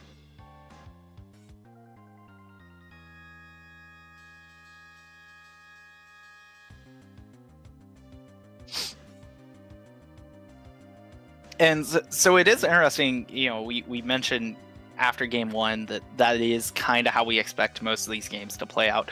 And we kind of see the same thing happening in game 2. Other than having the Ramza in play, Angelo's board's looking fairly similar. Robert's board's looking fairly similar. He's applied a bunch of pressure. He's applied a bunch of damage. But Angelo's probably going to start locking down Robert a little bit here. Now, he doesn't have the Setzer. He doesn't have the Celeste. So he's not able to really deal with this board too much. And RNA is going to quickly be able to kind of give him a little board disadvantage here, but I think Angelo has a Strago in his hand. He does. Oh. So that was an opportunity that we could have 8K'd the Stinian. Now, there's the Corel. Corel could have pumped it to make it live. Interesting. A lot of decision making that could have happened that turn. Especially now we're gonna have 6 cards in our hand.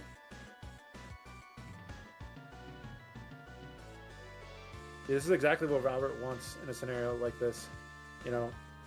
Angelo's trying to finish the game while being ahead, and that's really hard to do when your opponent bursts you, right? Because same scenario, like I said previously. What if Robert just plays something that doles the whole board, and then plays a haster? The game's probably over. It's a scary place to be. Yeah, I mean, it's definitely been something we've talked about in a lot of these previous formats where taking damage is almost looked at as a benefit. And with a lot of aggressive decks in the format, you know, the EX factor, the damage factor, you know, half of your card text sometimes is locked away from being behind damage 3, damage 5. You know, we mentioned Behemoth K. Behemoth K at 5 damage is... Behemoth K is a scary card, but Behemoth K at 5 damage is horrifying.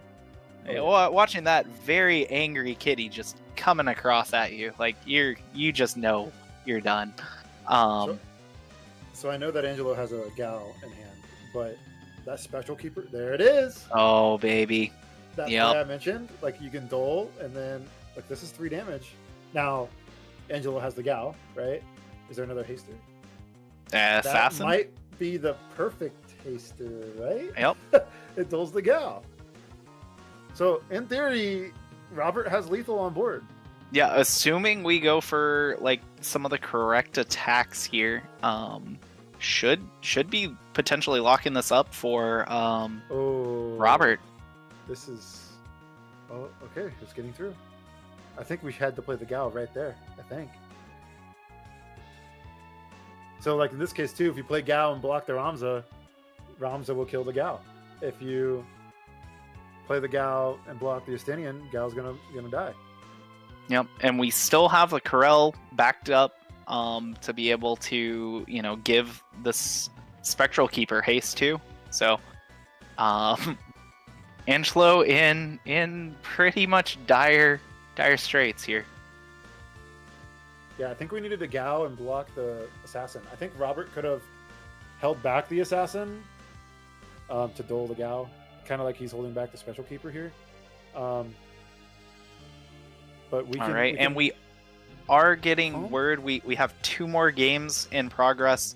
As soon as those wrap up, we will be shuffling up to round 3. So just be a few more minutes here as we finish up round 2 in this friendly match.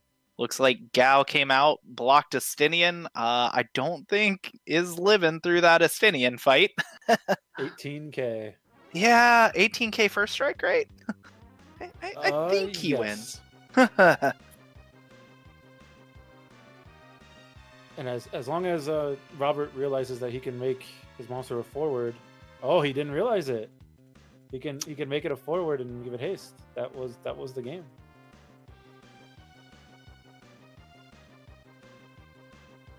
Now is this Gal still alive? Actually, at the moment. No, I think we forgot a lock trigger again, possibly, but it is a friendly, so. Oh, okay. Gal does go out, but we did pass. So, yep. The we coulda, woulda, shoulda Spectral Keeper haste here. Could have locked up that game. May have been just a slight misplay, or maybe was just trying to play around an extra Gal or something. That is something interesting. Could have been playing around that extra Gal as well.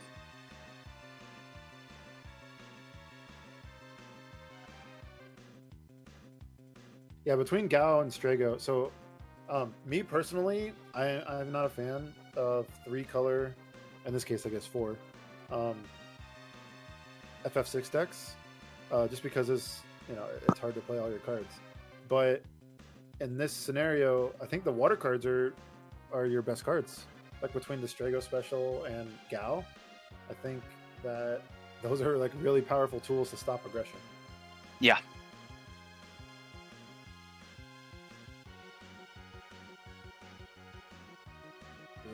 All right, and it looks like our final match that's still in time is Chaos Arc versus Mono Wind. Exciting stuff. Maybe we'll end up seeing one of these players on stream in one of these next rounds. But for now, we have the duel of the character sleeves with the VV versus the X-Death. It's funny. Both great characters. It's funny because that's something we brought up in our discussion, right? Like the monocolor decks existing, and are people going to play Chaos Arc? Yeah.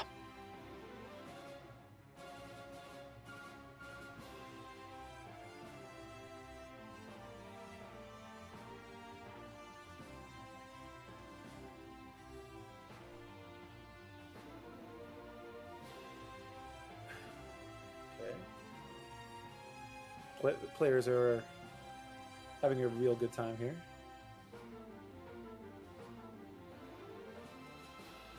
And it's funny because, you know, Angelo has a full grip like what we described, but only 3 of these forwards can attack still. So if somehow, you know, we board cleared and dust settled, if Robert doesn't lose, again, we can look for that cheese, right? Behemoth K. Yeah. Or Oh yeah, no, Spectral Keepers in cheese is play. definitely on the menu if Robert is not dead. There's you know going to potentially 5-6 damage. Behemoth K is on the table. We have the Corel on the table. We got Spectral Keeper, Assassin. Your ability to block and or you know just not die here is pretty much zilch if Angelo cannot close out the game right now.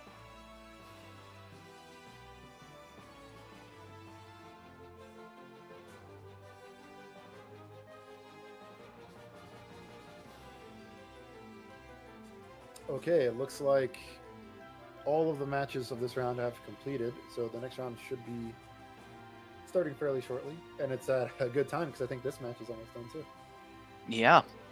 Once again, thanks to our players giving us some extra screen time here, and being real great sports about it, having a good time, enjoying Final Fantasy. That's what it's all about. These both very interesting, good decks. Love to see it.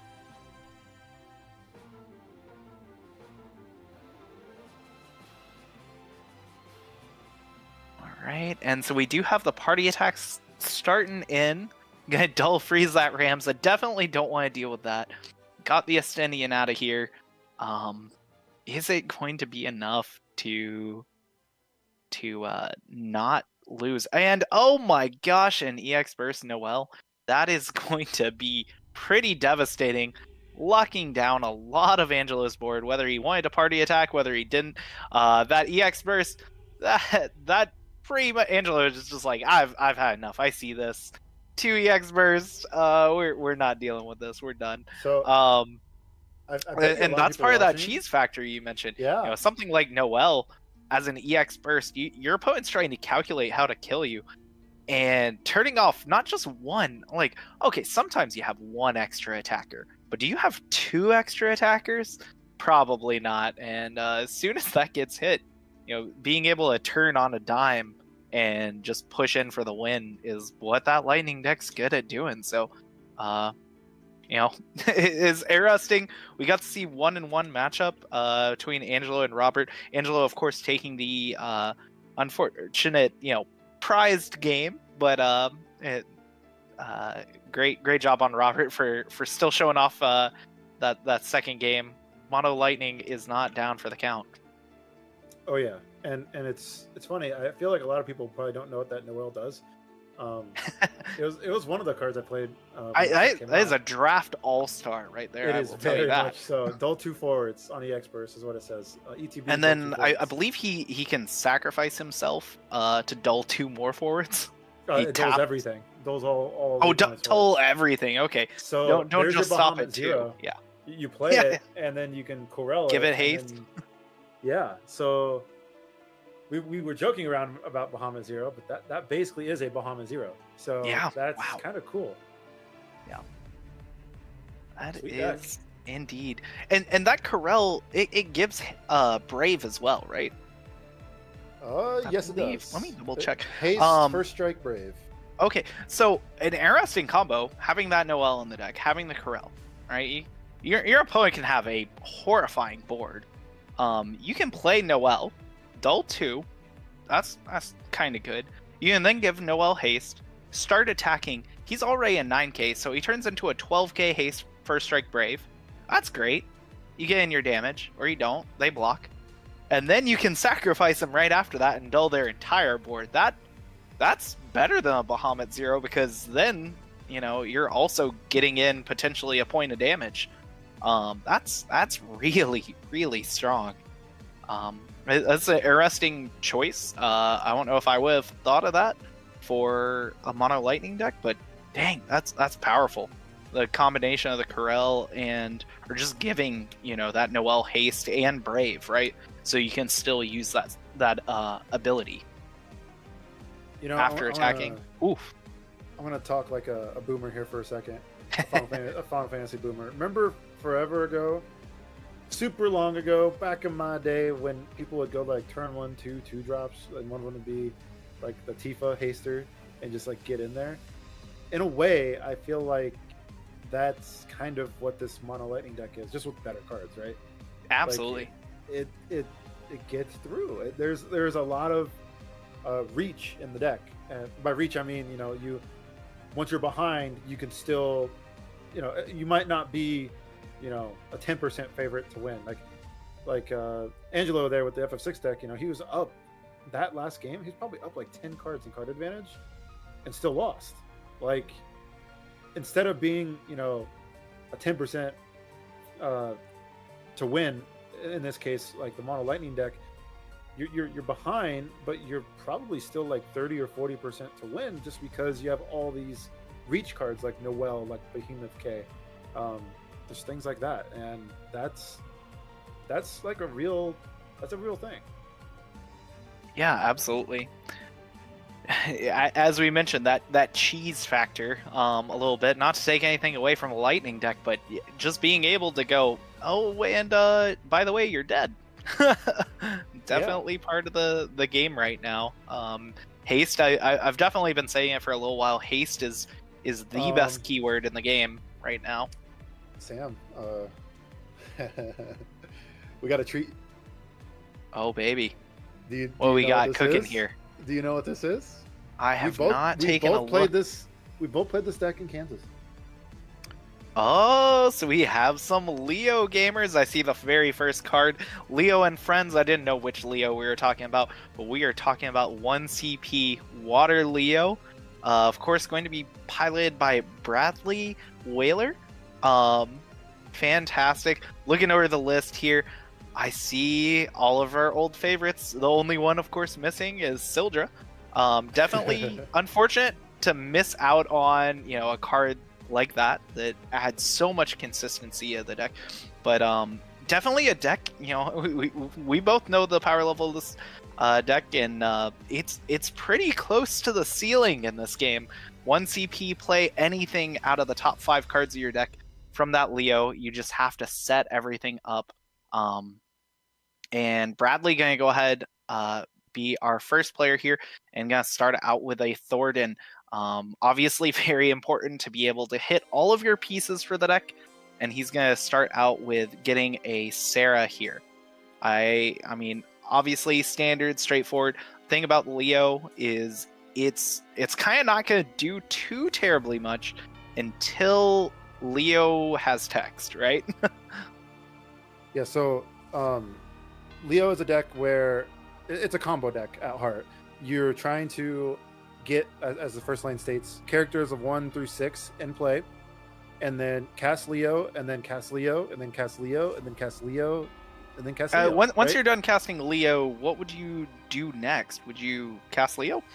Yes, exactly. So the Leo deck's not going to interact with the opponent very much unless they have to.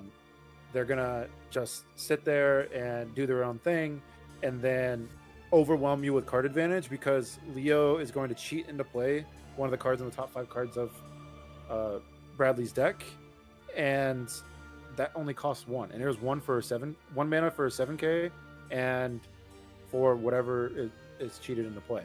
And then we see Sahagin and Sahagin Chief in the deck, which will bounce your Leo and then play it again, and then respin, put something else into play. A lot of the heavy hitters that you normally would put into play are things like Sephiroth, Theodore, Thancred, Leviathan, and then there's some new stuff too, like I think I saw the Demon when we were searching. Oh, EX Burst Ash is really good in this scenario. But yeah, and also you get to play cards like Ash, or possibly, I don't know if he's playing Lightning, but Lightning's another one. You can have those control-esque cards, and then even do things like Lena Leviathan. I see Shinryu in Bradley's deck, and I think that's a good add as well. It's not only a control card, but it's a card that you can search for any number. Thornton is a really key piece to the deck, not only because it's a 5-drop and 5-drops are kind of rare, but being able to get any character number is very valuable for a deck like Leo. Yeah, I mean, like you were mentioning, it's kind of similar to the Warrior of Light deck, right? Where we mentioned wanting to get a payoff for doing something. It's just you're doing something here. Obviously, you're playing backups because you kind of need them to be able to get all of your numbers, but you also you can't get all your numbers just from backups and be good, because you need 6 different numbers and you can only play 5 backups. So it's important that the deck still has a bunch of 1-drops. One thing we do see in Bradley's list is a newer addition, Blue Goo, another 1-drop that can definitely allow you a little bit more wiggle room with some of those 1-drops to be able to kind of do whatever you want. Once you have those 6 different numbers out, you are good to go, and deck really turns online. But until then, it's really just biding its time, waiting for that payoff for building up. And I like this from Carlos, where he is not giving Bradley time. He's just, go ahead, I'm going to drop out a Lock, I'm going to drop out a Strago, I'm going to try a turn sideways. That's how this deck loses. The Leo deck loses when it's not given time. It does not want to interact with its opponent. And if you're going to make it, it's not happy. Right. We see a 2-drop, a 4-drop, and a 5-drop currently in play. And that's halfway there. We need to see a little bit more. And also the discarding from Lock is just, it's backbreaking. It's a big deal. Like, I don't know if Carlos is happy with this start, because I mean, normally I don't think this is exactly the start that FF6 wants, but it's actually particularly good in this kind of matchup, because we're, as the Leo player, like, the Leo player is not doing anything like for a while, so Lock is just like a card that's like, deal with me now, which the Leo player can't. They don't play summons. If they do, they play like 3 or less, because they need characters in play. Summons are not characters. So being in top deck mode this early is a big problem for Bradley. Absolutely.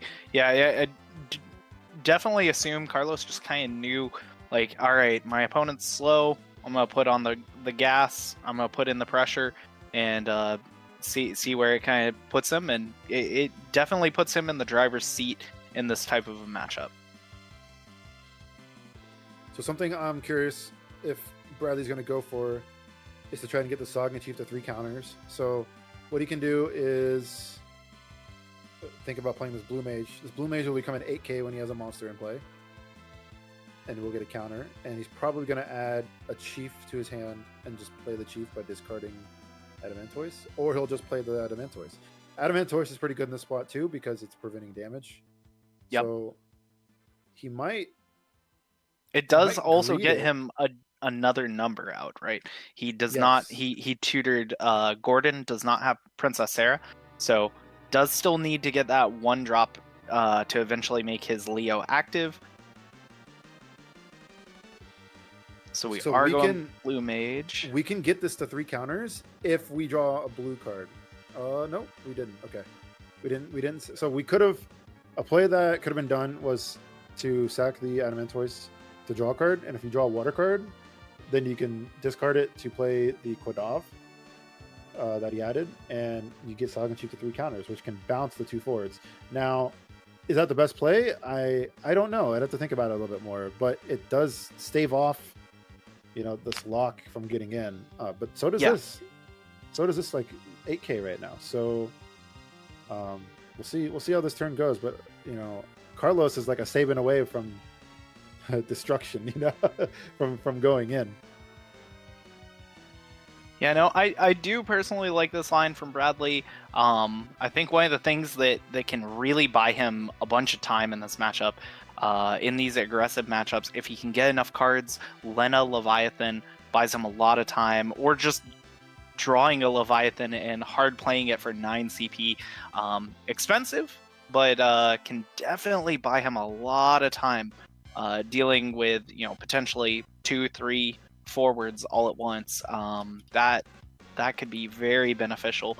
Getting this, bouncing a backup, bouncing a forward, and dealing with 2 other forwards. It could be pretty much what I would be praying for if I was Bradley. Now, I do believe, in my opinion, that the Leo player is generally favored in this matchup. At least they were last format. But this is the exact board state and the exact scenarios where they can lose. I think that the Edgar. Okay. This is a scenario that Carlos can take advantage of, and there's a chance that Bradley doesn't get all 6 numbers in play. There's a chance that's his only line is do Lena Leviathan or Driss Leviathan to come back. We don't know if we're going to see numbers 1 through 6. Yeah, and that's not where Leo wants to be. Leo needs to kind of, we mentioned having a huge ceiling, but that ceiling requires all 6 numbers out. If you can't get there, it's definitely going to be a dicey time for Leo. I think Carlos added Castellan Empire Sid to his hand with Edgar. That's not legal, but I'm not quite sure if that's the case. If it is, we need to... Yeah, if we can double check, it did look like he did add that.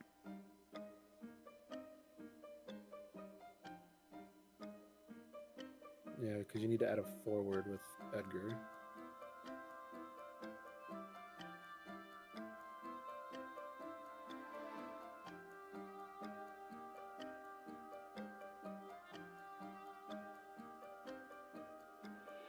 Okay.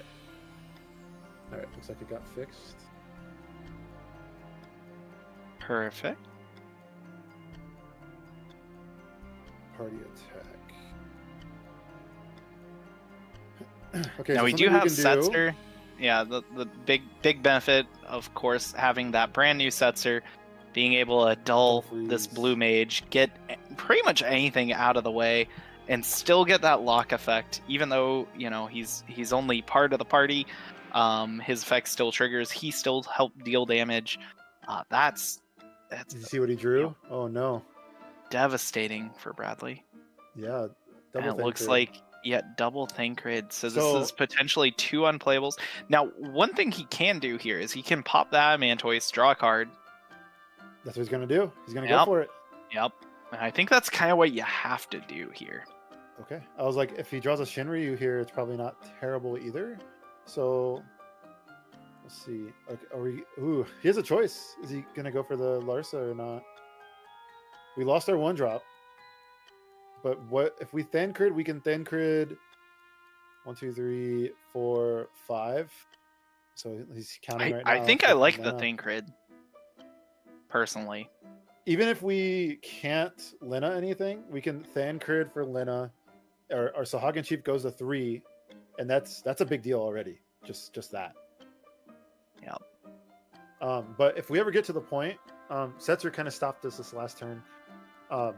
It looks like we only have 12 water cards in the break at the moment. It looks like, or 10 water cards in the break at the moment. Looks like we'd go to 12 if we pitched our hand, played Thancred, so we would not have enough to activate the Lena just yet. Probably would be able to get there the turn after. The big thing for me is it's a. Do we have a Lev in the break zone? I don't think so. It's a 3-drop, and we don't have a 3-drop in play. That's something that I'm seeing as valuable. Absolutely. So something that can happen also. I don't think it's going to happen with Setzer in play now though. But a lot of things that can happen is block with Blue Mage, and then bounce Blue Mage and something else with Sahagin Chief, and then next turn play the Blue Mage to get Sahagin Chief back. And you can kind of do stuff like that over and over. Oh, he goes with the Larsa. He drew Leo and Theodore. Oh no. Okay. Yeah, I think I would have gone with the Thancred for the Lena. Have the body. You can use the Sahagin Chief, bounce the opponent's forwards, bounce the lock, bounce the Strago, so prevent like party attacks. I think that's almost the only spot I would feel comfortable being at right here, because I don't know. The Larsa, you're going for the game plan. Like if you play Larsa, you're going for the game plan of I now need to get Leo. Right? Yes, exactly. You're almost locked into that. You're either, and he drew the Leo, but the Leo's not going to be good enough right now because we don't have the numbers. Yeah. Now he could have drawn, what if he drew another Lena? What if he drew an Ash? Like he had outs when he drew 2 cards. So it's really interesting. And I do think it was something to discuss and go over. But I think I'm with you in the sense of I think I play the Thancred just to get some bodies out there because, 8Ks are big. Now, you could have party attacked and Dolph froze your Thancred, but you would have had no hand, so you wouldn't have discarded. So it's interesting. Yeah. Ooh, if he drew like another Walker right there, he would have been able to Leo. He's missing a 3 and a 1, and he drew the 1, but I think unfortunately this isn't gonna end up the way Bradley wants. The Kodov is able to answer one of these forwards, but the other 2 should get through. Yeah, and that's not quite the answer that we really wanted.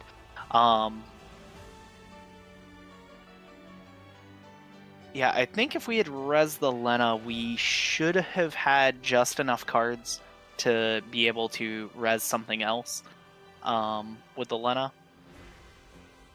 Which, since we didn't get a Leviathan yet, which is, kind of unlucky, but not getting a Leviathan yet, I think that kind of leaves us in a very rough spot, pretty much no matter what we're bringing back with Lena. What do you think even is our best option if we I don't know about a party attack here. Yeah, because now we can just Kodov the Saban and live. Yeah, I think it's a party attack. Yeah, if Carlos had just gone for individual attacks, I think Bradley was done here. May not have known all of the options his opponent had. Obviously, us with perfect information, the eye in the sky, knew that Bradley was staring down death if each one of these were coming in individually, but may give Bradley the opportunity to live one turn. Now, the downside is Bradley's gonna lose his whole hand. Yes. With this party attack still. Yes. So what I'm curious about, I didn't know the exact counts in the water cards in the break zone. But I'm curious if there was like 10 or less cards that were water in the break zone, and that's why Bradley didn't go for Thancred Lena. But if there was 10 or more, I think I'm 100% on board with it. But I think I counted exactly 10 before he had played anything. So then the Thancred and the other card would have gone to the break. That would have brought him to 12. The Lena would have come out. That would have brought him to 11. Then he had Sahagin Chief in play. Sahagin Chief and his Blue Mage. Ooh. This game might not be over. We're just another third Ash away from stabilizing, honestly. Well, stabilizing. He has 5 cards, but you know what I mean. Yeah. Interesting. Yeah, if my turning point there is 10 cards or more. I think I go with a Thancred Lena. If it's 8 or 9 cards, I would highly consider Larsa. Yeah.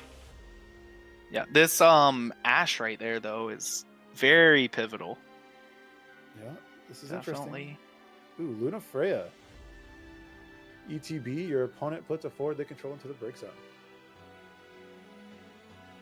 I think it has warp also? Yep. For 1, I believe. Yes. Warp 3. See a Saban, and that should do it. Yeah. Good game. Yeah, so Carlos wins that one, 7-0. I believe... See, that's a scenario. So I don't know exactly how Carlos feels about this game, but in my opinion, I feel like that was one of his not so great draws, and he still won the game. And I think a lot of that centered around he may have recognized this is the time to jam because my opponent's dirtling. My opponent's not doing anything. They're setting up. I don't want to let them set up. I want to make them discard all their cards. Yeah. And One thing I do want to point out though, so Carlos does only have one of those Opus 4 locks. Oh wow. And we watched it put in a lot of pressure. Obviously, he does have Castalian Empire Sid, be able to tutor that out, but did not need to that game. So very interesting that he did have that exact answer. I think it's like the card that that Bradley was almost most scared of, and then to watch it just kind of come in and really start wrecking Bradley's hand, just leaves him in a tough spot. Yeah, we saw that Luna Freya from Leo, and I was curious. I don't think this ever happened. I think there was always a Strago and a lock and play. I don't recall, but I think we're getting another friendly. Nice. Oh, fantastic. We'll get to, once again, thanks to our players giving us a little bit extra action. But I was curious. I kind of like the addition of that Luna Freya just because I feel like 4-drops. I know that Sarah is a good 4-drop to have. Ooh, Drew Thornton. That's a good hit. Sarah's a good 4-drop to have, but I also feel like removal is kind of light in the water department for like forwards. You have like Lightning, you have Alphino, and you have 9 CP left. But now Luna Freya, it adds another like dimension. I mean, you could play Glaciella, but I don't think you can play Glaciella in a Leo deck. So yeah, an interesting thing here is I do think Bradley's curve. You know, I'm looking at his hand. He's got Thornton, Sarah, and Waka here. Just being able to essentially kind of have it all for what Leo wants to do here. This is so much more powerful than what he saw last game, but it will be up to what Carlos is able to do. See if Carlos identifies that that lock really put in so much work last game. I know he's got a Castalian Empire Sid in hand. If he just wants to fire that off, go and get that same 3 CP lock again, and make sure that he can put some damage to Bradley before he gets going. So I was curious. I'm curious if Bradley's going to pass here. He is. Okay. He has 2 lines of play here. He could have walked it for, I would have said a 3rd Thornton or dead card, and then played the Sarah this turn. So then next turn you could play Thornton and get up on your numbers, or pass and play a little bit slow. But the issue with playing slow is I don't think Bradley's going to dictate the speed of the game. I think that's up to Carlos. If Carlos jams, then we have to get our numbers online as soon as possible. And waiting isn't gonna. This is basically an extra turn. By not playing the Sarah this turn, then we are technically a turn behind. But if Bradley's not going to commit forwards, which it doesn't look like he will, I think this is technically the better play. Ooh, nice. But we will see how things go.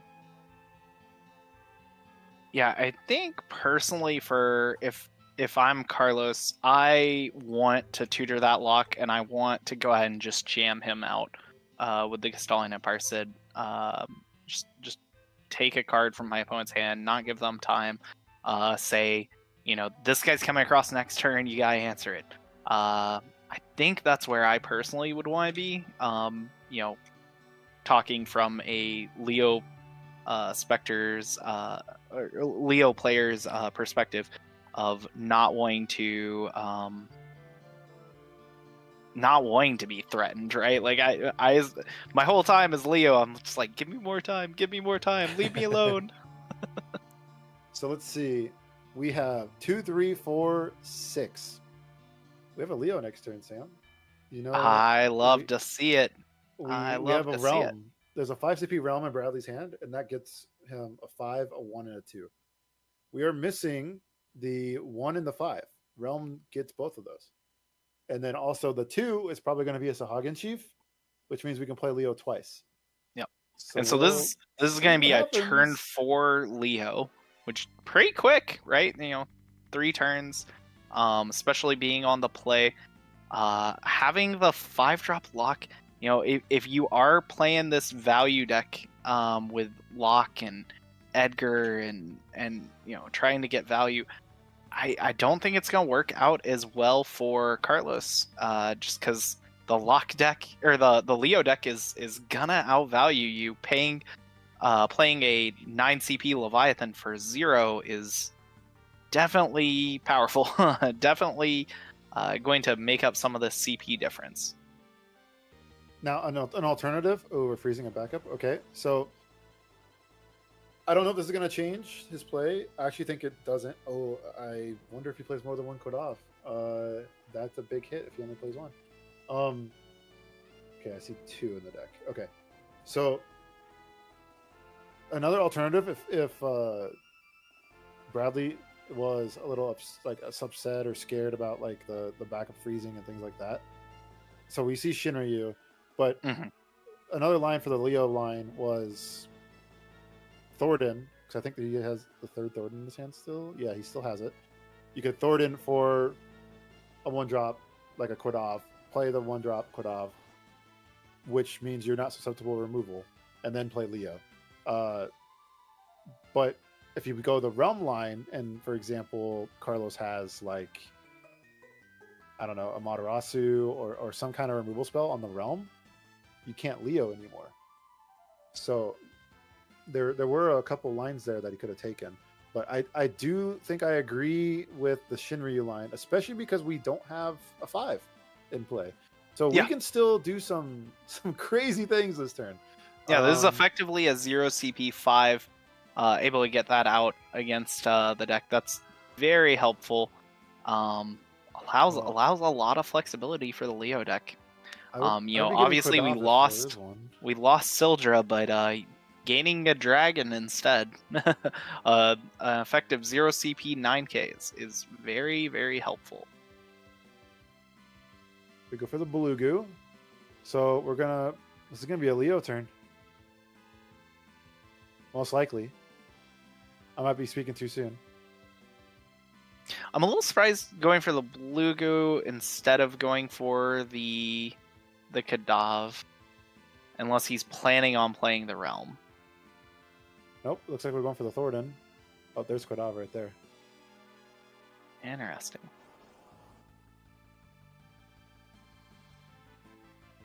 Okay, so this is similar to what we used to do with Sildra. We would want to Sildra for like Leo Sahagin, so that when we get 2 spins. There's a chance that that's still kind of what we're going for, but we only have Sahagin left. So we went a little different route, but we still got there. Yeah. And I mean, when we're popping off with Leo, we're really just hoping to see a Leviathan here. How many cards? 1, 2, 3, 4, 5, 6, 7 water cards. Yeah, definitely not there. Ash the Edgar, probably. Maybe Locke.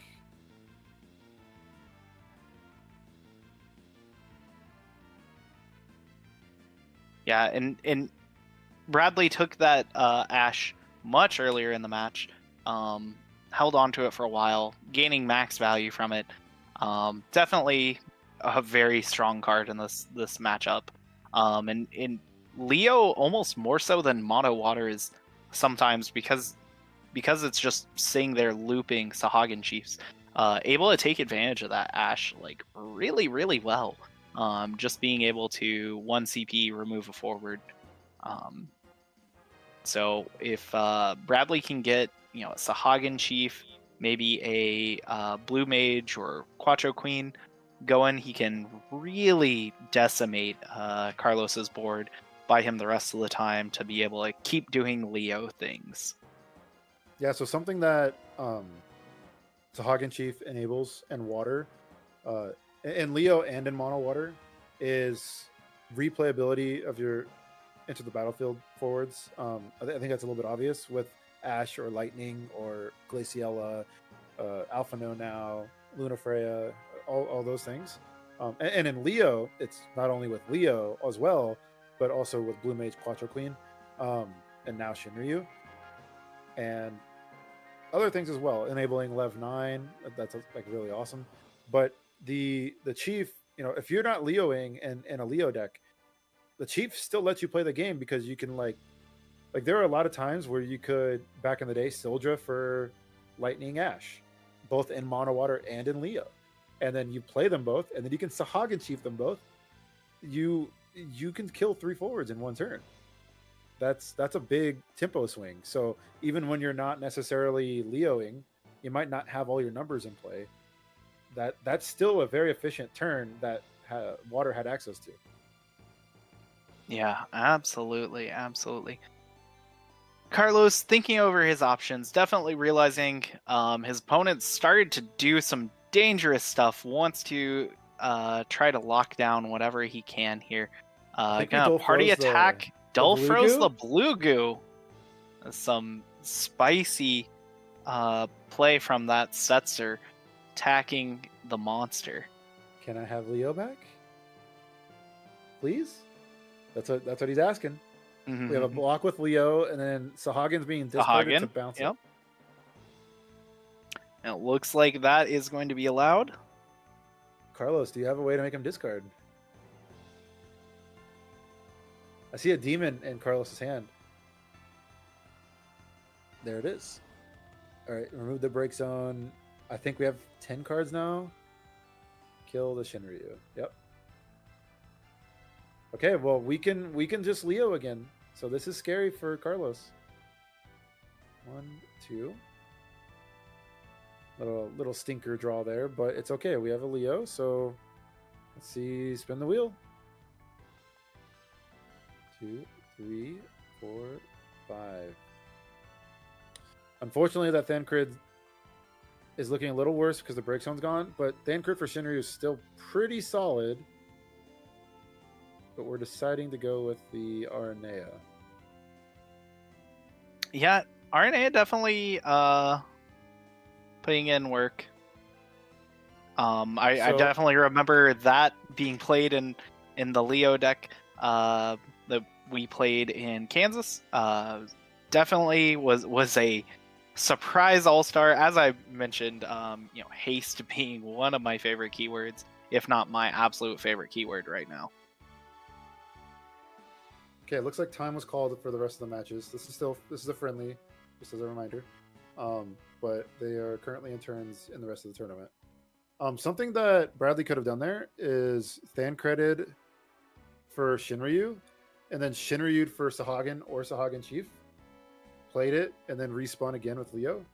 Yeah, that's one of my favorite things to do is just buy and rebuy. I mean, us Leo players, I know Emmanuel Onate is a big fan of Leo, and he and I are both a little bit gamblers in us. We like spinning that slot machine, just see what kind of numbers pop up on the other end. So spin the wheel, as they say, with the Leo deck, and if you're ever looking for a very fun deck to play in this game, Leo is definitely one. When you're casting gigantic cards for free, there's very few things that I've ever had in this game that feels quite as fun as this deck when it's popping off.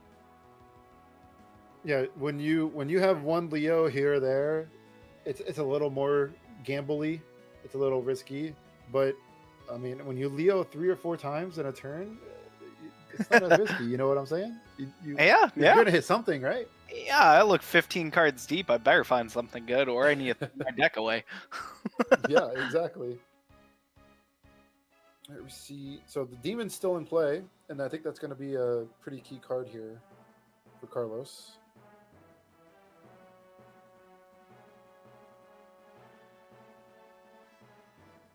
Party attacking.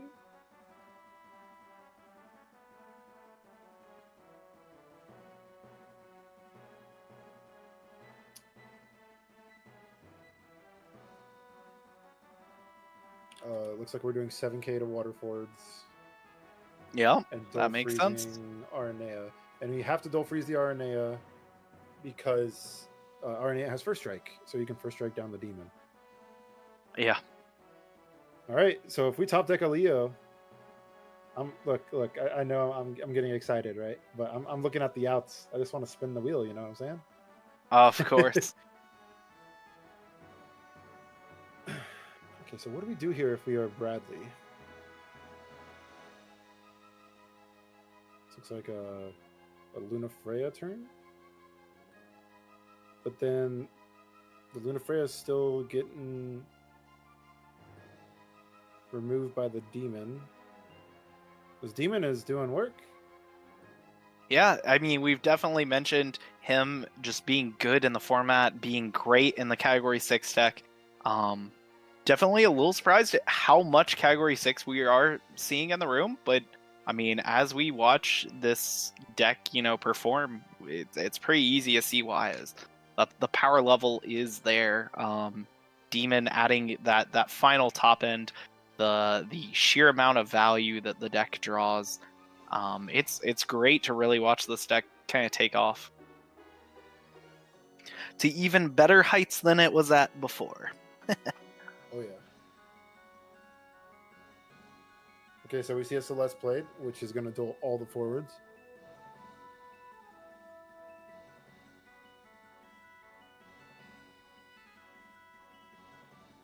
See a Strago. Yep. A lock trigger and a Strago trigger. Oh, Edgar. Edgar is the perfect card here.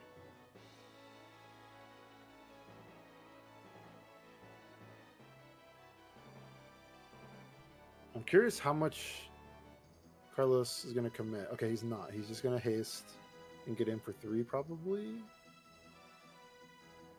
I wonder if he's going to party attack twice.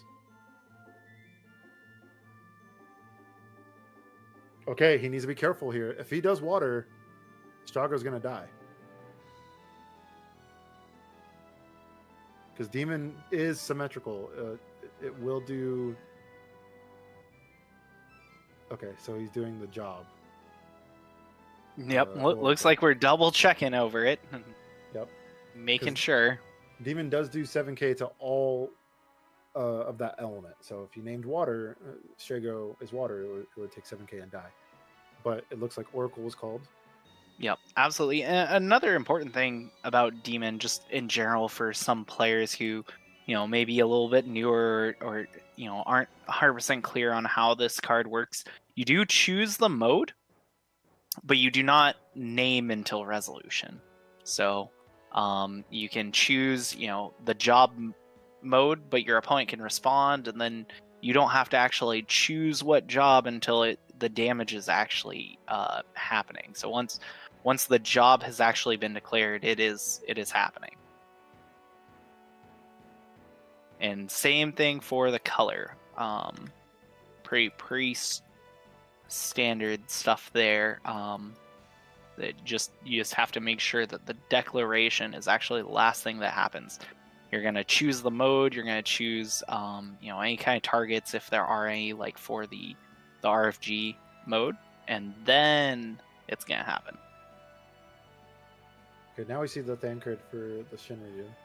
And a small important thing for the RFG is you do still have to have a target. So even if you RFG and Demon's the only forward in play, if you're removing 9 cards, you're going to end up removing your own Demon as well from play. Yep, that's important.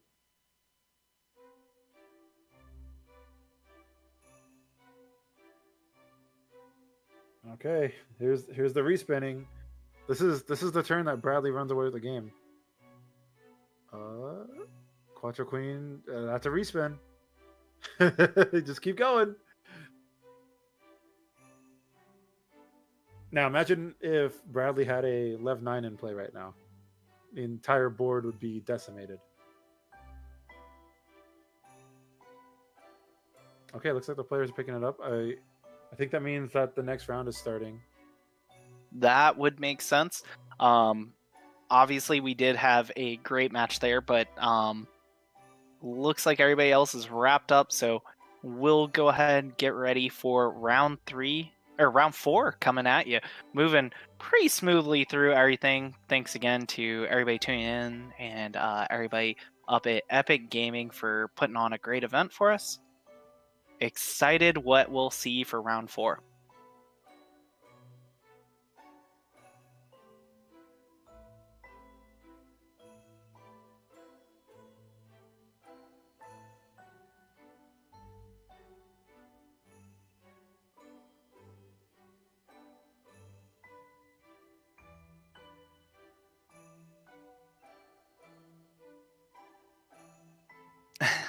Hydration check for us. Yeah, actually, this is a well-timed hydration check. I actually have just run out of water, but I'll make sure to refill that. And it looks like we will have an hour break after this next round, and then we will be moving on for those final 3 rounds. So, appreciate the hydration check. Definitely a little bit for everybody at home. Anybody at the event, make sure you're staying well hydrated and nice and comfy. We'll get I don't know if this will pick up on my mic, but there we go. Oh, I heard it. That was a satisfying pop. Yeah, there we go. 7 rounds today. 7 So rounds, 7 76 rounds, players. 76 players. After this next round, which will be round 4, we'll have 1 hour break, and then we'll be moving on for the final 3 rounds. So let's see. On stream, we've seen Mono Lightning. 6. FF6. Yeah, lots of FF6. Turks. We've seen Water, but it was Leo. And we've also heard about there being an Art Chaos deck, and a Warrior Light. A Warrior Light deck. I think there was something with an Earth Wind deck. Mono Wind. Mono Wind. Is that it? I think that's it. it. So we haven't really seen. I mean, we saw Mono Lightning, but we didn't see Scions specifically. There were no Grahatias, nothing like that going on. No 13 players that we've seen or heard from just yet. Obviously 6 coming in strong. No Ice Wind. No Category 4 just yet. I assume the Earth Wind probably has some Leo in there. I'd be excited to see exactly what's going on with that Earth Wind. But obviously Turks, Ice Lightning gonna be good. No Soiree too. That's like we mentioned, last format staple. Soiree. Being a little shy, not showing up too common just yet. If we wanted to watch an archetype, what are you thinking? I'm wondering if there's a Mono Fire deck at the top tables. Yeah, Mono Fire would be exciting. If that Earth Wind is anywhere near top tables, I would love to see some Earth Wind. Yeah, just other than that, I'm pretty open. I'm excited for just about anything. Obviously, we're watching Yay Spaghetti come out, but we will see what we can get on stream here.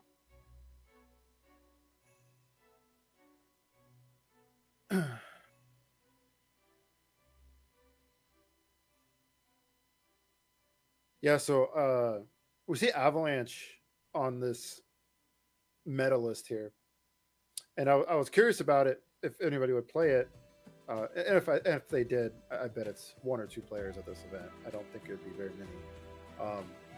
But I was curious if somebody would try with the new Zac, because it's funny because the new Zac's not an Avalanche operative. The new Zac's a soldier.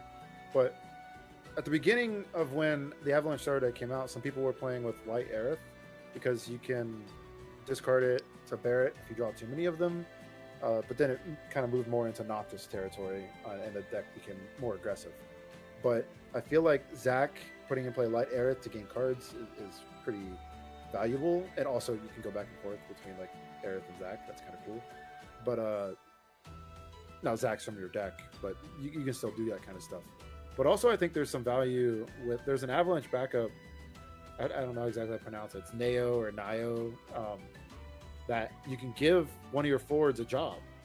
It's in addition also. So if you target one of your Avalanche operatives, you can give it the job Soldier. So when Zach attacks, it becomes 10k damage. Or you can give Zach Avalanche operative job, and he gains haste when you have a Barrett in play.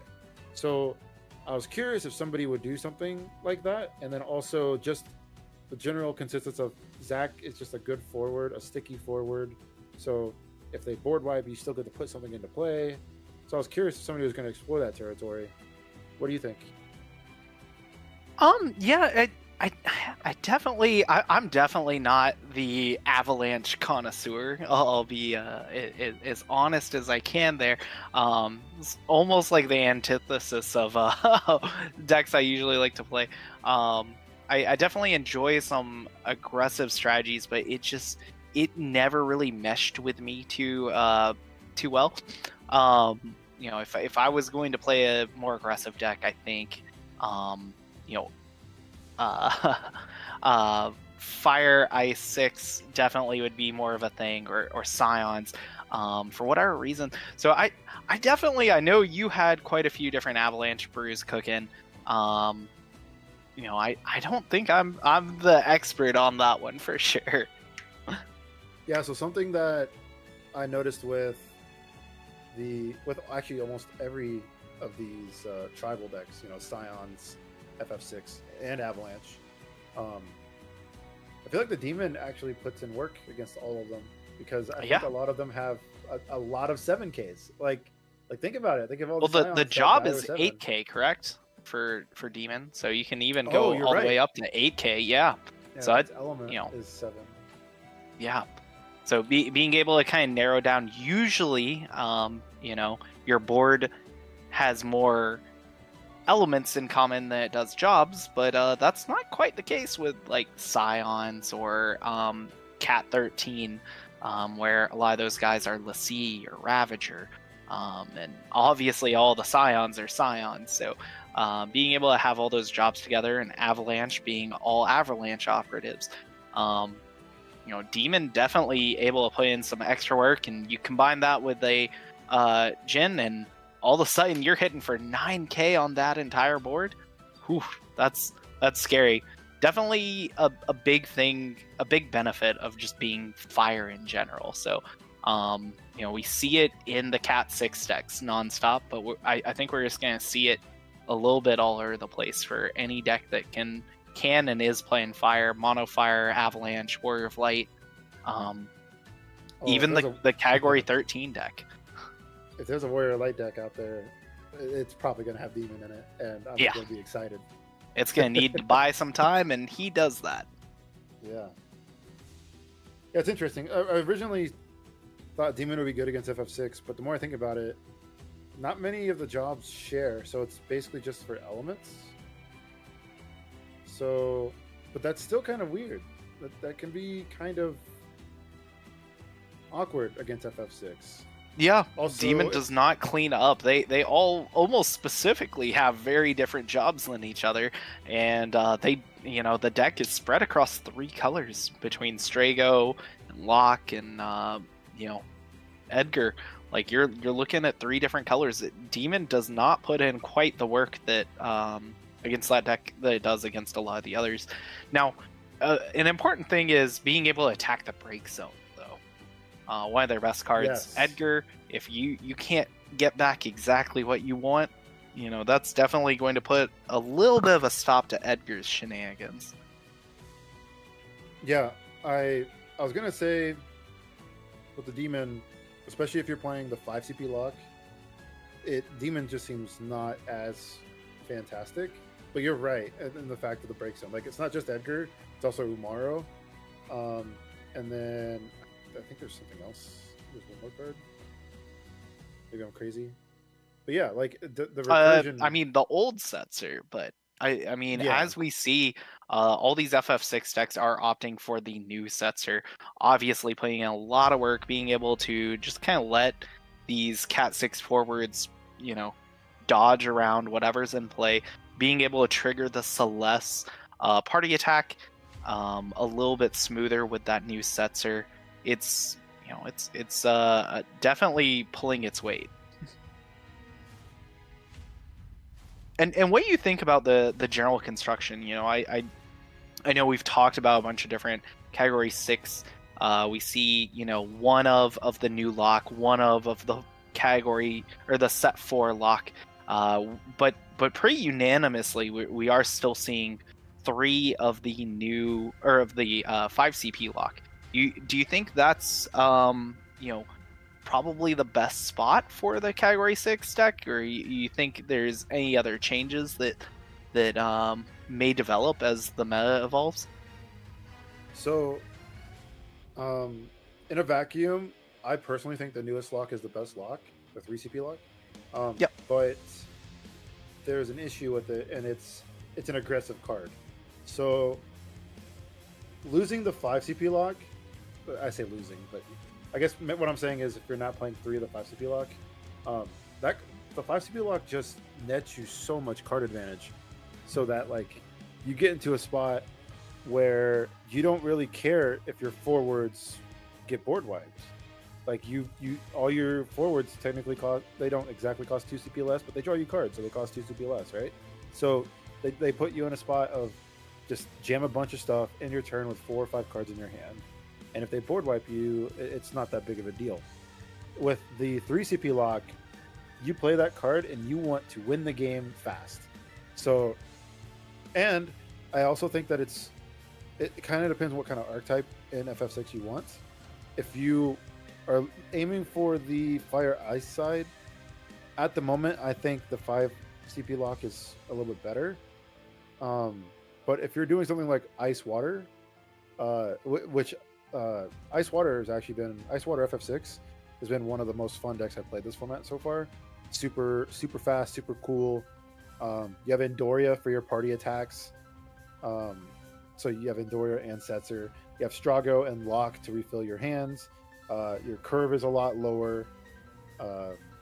Yeah, I mean, you get to avoid cool. some of those other pitfalls, or may not necessarily pitfalls, but deck building constraints that the 5 CP lock enforces on you, or You get to play Kuchelin. yeah, Like, that's or a big deal. even like the downside that we mentioned of Edgar, of being a little bit more reliant on the break zone. Now you're not getting doubly, triply hit off of being break zone reliant. Obviously, you're losing out on Demon, but you're almost kind of trading that for more speed. Yeah, you get to play Kuchelin, you get to play Unicorn, which all these FF6 decks we've seen so far, I don't think have played Unicorn. So, Yep. Like it's a different angle. It's definitely more aggressive, but it feels smoother in my opinion. But the difference is like the Fire Ice deck, it goes bigger, right? It's taller. Your stuff costs a little more expensive, but you also have that redundancy. I can compare it to Versatile, I guess, from my perspective. You play a bunch of big creatures, and then you end your turn with 5 cards. So like your cards they weren't free to play, but they were basically free to play. They are cards your opponent don't want to answer, but they have to, or else they lose. So I think that redundancy is a pretty big deal, and unless the ice water version, or it doesn't even have to be ice water, unless we can find something a little more like, I guess we can look at it as like the mono lightning deck we saw before, where you can like cheese some wins. If we can see something like that with an FF6, then maybe we'll see a little bit more 3 CP lock. But until then, I think, in my opinion, the 5 CP lock is better. Yeah. Makes sense.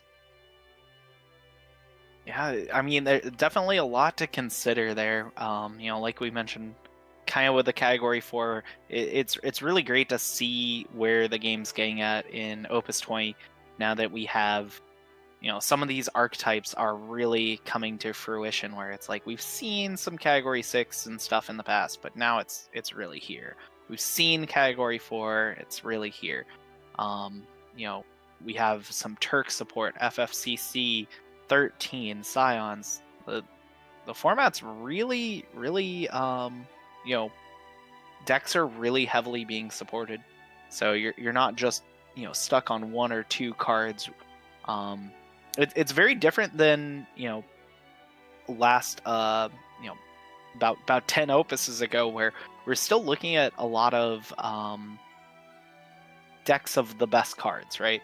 Where it's just what is your archetype, and it's like, my archetype is I play all the best cards in these colors. Some people like that a little bit more, some people don't. It's definitely a difference of opinion a little bit, but it's definitely exciting to see these tribal decks all kind of pop up. Yeah, so like, I know we were talking about it a little bit before with 2-deck format for Nats, but I mean, just looking at this picture, I know this picture doesn't represent every single deck in the format, but look how many aggro decks are in this picture. We have Scions, 13, FF6, Avalanche, Turks, Avalanche. Like, they don't. Some of them overlap, but not all of them. So, I mean, Mono Lightning, if you want to consider that aggro. Like, I know some people don't consider that aggro, but the one we saw on stream earlier was definitely aggro. Like, yeah. That's. I feel like. I know the game's speeding up, but I think it's also getting more aggressive. So, keeping that in mind is a big deal. If you're playing a slower deck, and your opponent's playing forwards on turn 2, turn 3, sometimes even turn 1, can your deck keep up with that? I think that is a very big deck building constraint right now. Yeah, especially going into national. And so one thing I do want to comment on about this event. So running through a calculator, 76 players, 7 rounds. There will be approximately 11 players, or there will be 12 players who go X2, and so there will be 1 to 2 of those players who do not make that top 16 cut. So it'll be very interesting. X2 is a largely safer bracket than we've seen in some of these other events, since there's only 76 attendance. It'll definitely be interesting. And you see what I see, Sam? We definitely see the same thing, and I've definitely gotta throw in a little personal bias here. See, my man showing up in a Power Rangers hockey jersey, and man is after my soul for sure.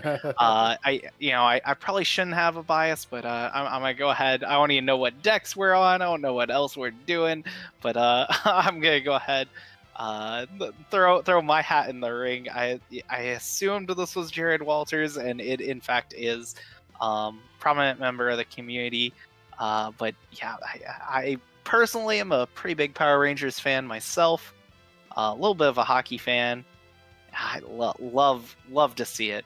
But hopefully these players will give us a great match. I'll have you root for Alec just to offset me on Jared. But no, I know about these players. These players go to a lot of these Materia Cups, so it's good to see them here.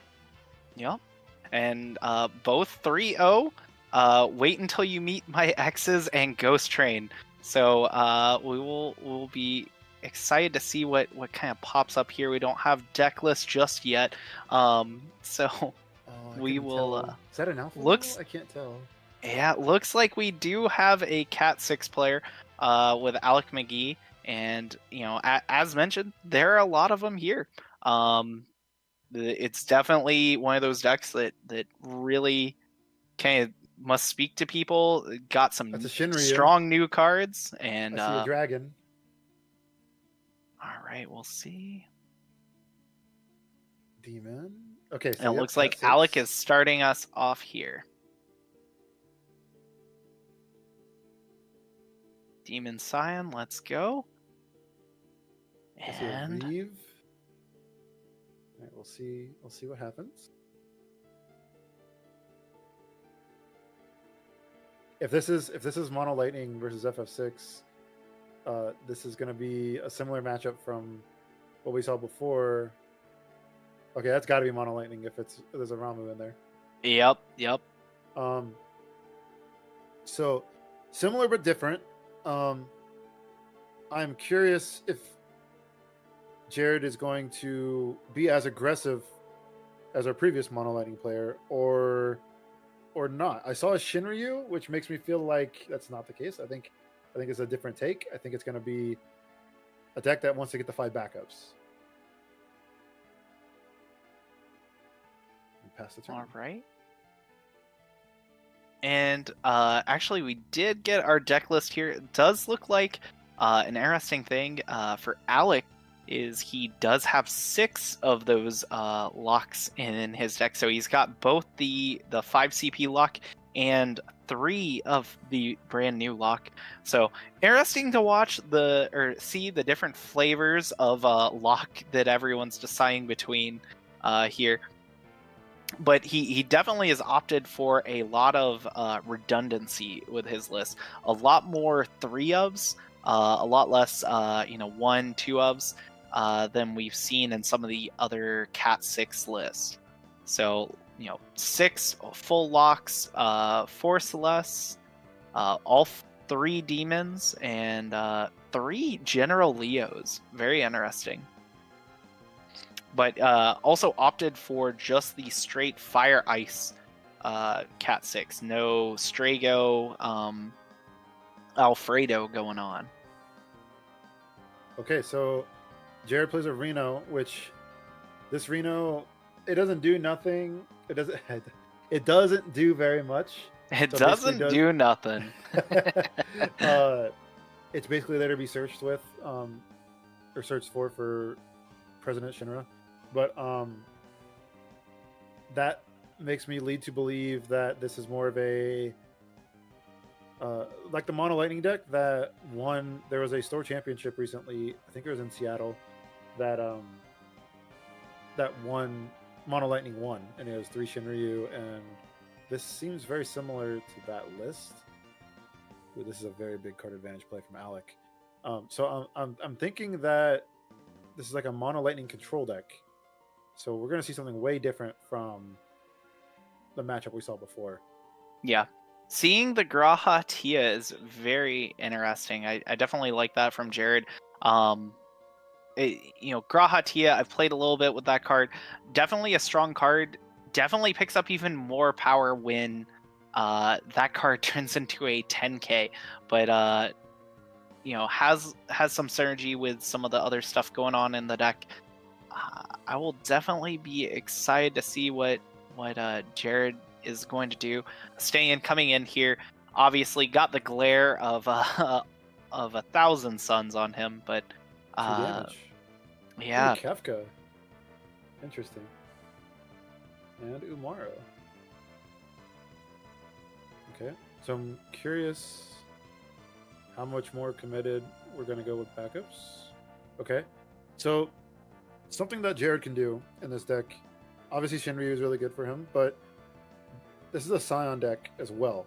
And Ishtola, the Mono Lightning Ishtola, has a special that does 9k to all non-Scion of the 7th Dawns. So that is a way to access a board wipe. I believe he also plays cards like Alice, but I'm not completely sure. I don't see a Alice. I see No. Alphano.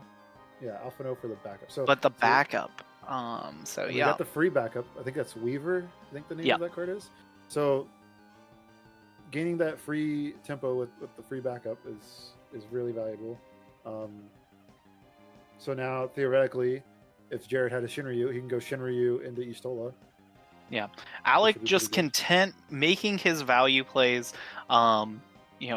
Jared trying to gain value, being a monocolor, gaining the backups for free, but just letting this lock run rampant. He's already drawn 1, 2, 3, 4 cards so far. Now turning in 5, probably 6 very soon.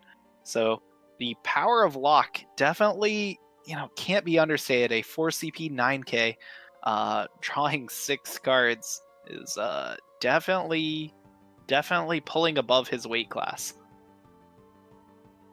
And that Shinryu damage, that would have been a very fantastic draw for Jared. Go to cost 2 and would have most likely tidal waved with it.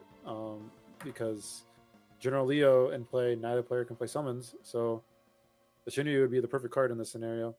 Yeah, absolutely. We'll see what he can do to stave off this board. Otherwise, Yeah, I think one of those Okay. other answers, like you mentioned, would be that Y'shtola. Yeah. So something Alec, if he had access to it, I think he would have done it. He could have double Sabanest in response to kill the Shinryu so that tidal wave wouldn't happen. But it looks like Alec. I mean, at the end of the day, Alec is probably still okay. I think he's already accrued the value he wants. He's already set up, and Jared's going to lose a lot of his cards. So we're going to see how this goes. I think they're both going to be very close to equal-ish, but Alec is going to have extra cards for drawing cards for turn, and then Jared's going to have a dragon in play. I think that's the difference here. Yeah. Unfortunately, one dragon hitting the damage zone is really not what Jared wanted to see, because just like you mentioned, the first dragon is good, gets the second dragon, but the potential of just drawing that third dragon would have been nice to at least make Alec think twice about wanting to overload the board.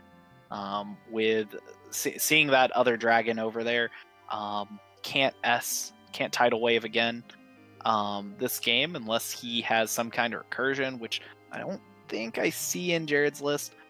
So it'll definitely be a little dicey if Alec is able to reload and just kind of storm the board here.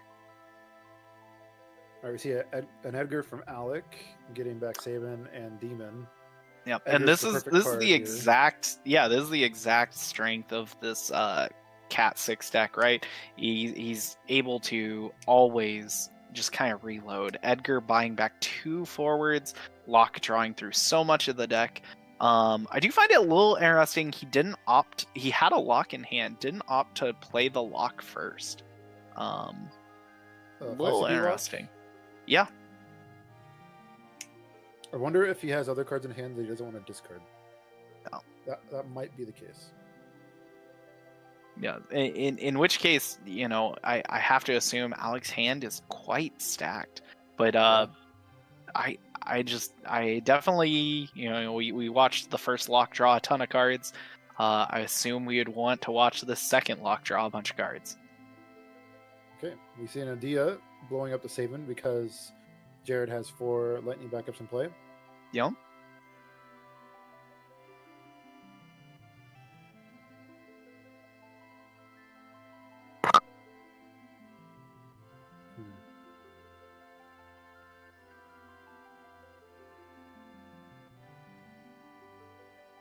Alec has a lot of cards in his hand.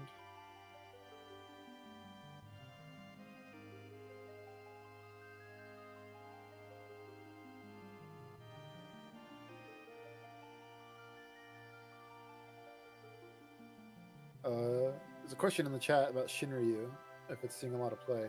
And I think the most play it sees, this isn't 100% accurate, but the most play it sees is in monocolor decks, because it's giving monocolor decks board wipes that they don't normally have, or if they do have board wipes, it's a little more specific, right? So it's an interesting tech in those kind of decks. We see Locke and Saban getting a Saban. Yep. Yeah. Edgar killing the Adia, and then playing Celeste to Dole, and we're gonna 3-2-1. Let's jam in a little bit. Yeah, absolutely. These Cat 6 cards getting in, loading out the board, and then getting very aggressive. So I think this is gonna be a party attack, and then an attack for 1, because it's gonna do the same amount of damage, but it's gonna go freeze a character, unless Jared has interaction.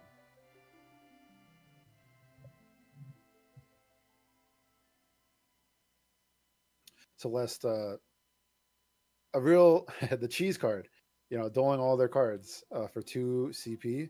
Also, she gives lock haste and she gains haste if you have a lock.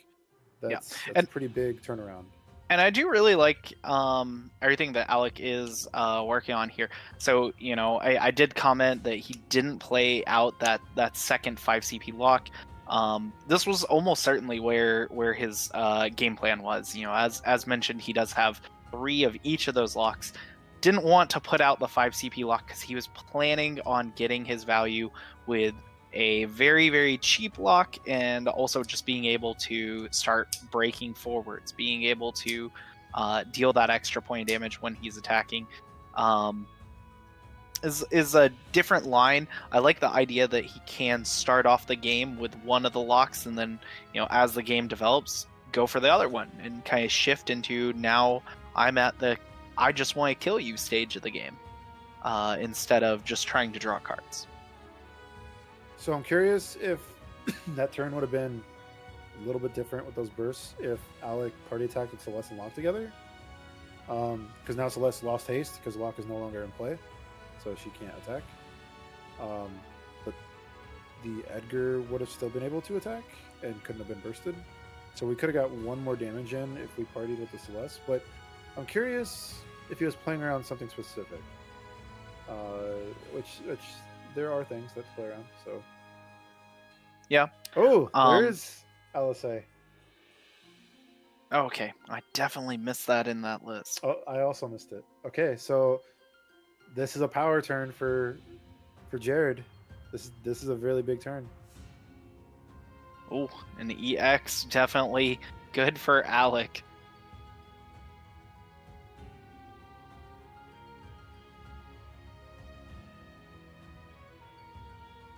We're getting the number 24.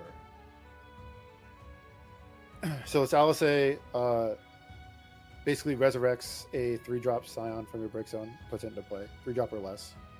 The water effect isn't going to matter, I don't believe, in Jared's deck. So we're basically trying to resurrect Ishtolas for more S's and more removal, and also Grahatia to put in Ishtolas.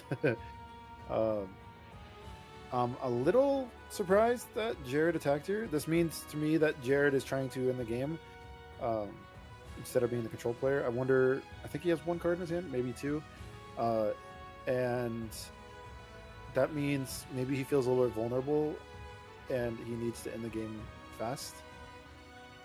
Yeah, I don't hate the line though, because putting your opponent up to 5, the damage threshold doesn't matter too terribly much against Fire Ice, Cat 6. Just being able to really get in your damage while the damage is good seems pretty important. Demon coming out, probably gonna either hit Scion, Sub and Dawn, just for that damage. That's probably why the attack happened. If Jared has 1 card, then there's no threat of Ishtola. Now, an interesting thing is he does have an interceptor here. He can give Demon haste attack. I think he did. Yeah. Oh. And that's there goes the dragon. Demon we see is a powerful card, but Demon with haste is a absurdly powerful card. Oh, he has 3 cards in his hand. So it's interesting because I don't know if Jared had another Ishtola in hand. If he did, he had the option to, on his opponent's turn, give Ishtola haste and then special to kill Demon and Celeste. But I don't know if he had any Ishtola. There's also, look, Jared didn't lose this turn. There's a chance Jared can win next turn still. Like that's on the table. Yeah. I think Alec has no hand.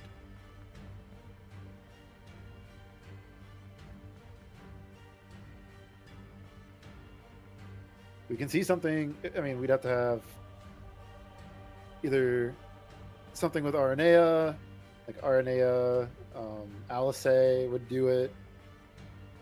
I think he has exactly enough for that. Yeah, he's exactly enough cards for that. Or we need 4 Scions.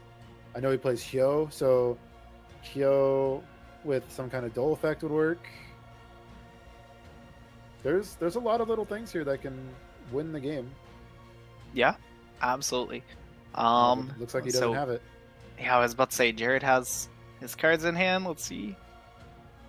He offered the handshake. Oh, all right. So looks it does Alec look like wins. Alec is going to take this one down.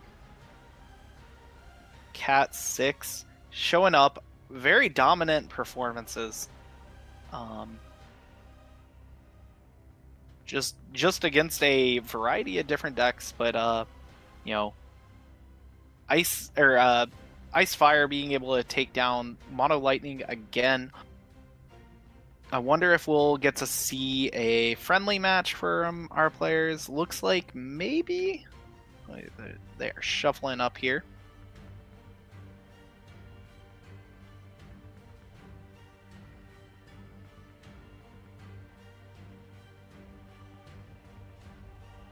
Yeah, that game, the texture of that game was a lot different from the last Mono Lightning versus FF6 deck we saw.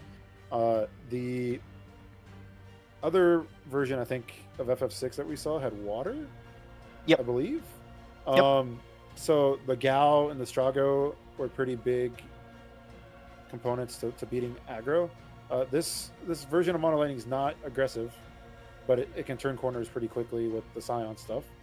But yeah, we see two. I would call them both mid-range decks here, and I think it's pretty clear that even though they're mid-range, I think Alec is still kind of the more aggressive aggressive deck than Jared. I don't think Jared's going to attack unless it's free to attack, basically.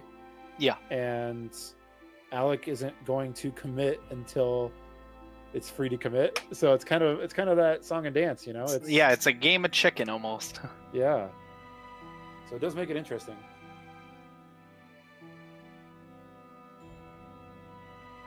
All right.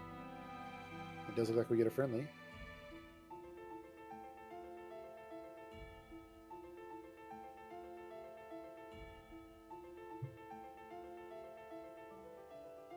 Looks like Jared's starting us off this time. And that, turn advantage definitely playing a pretty relevant factor in all games, but especially this matchup, I would imagine, where both players are pretty much going to be one turn ahead or behind of where they need to be to cinch this game.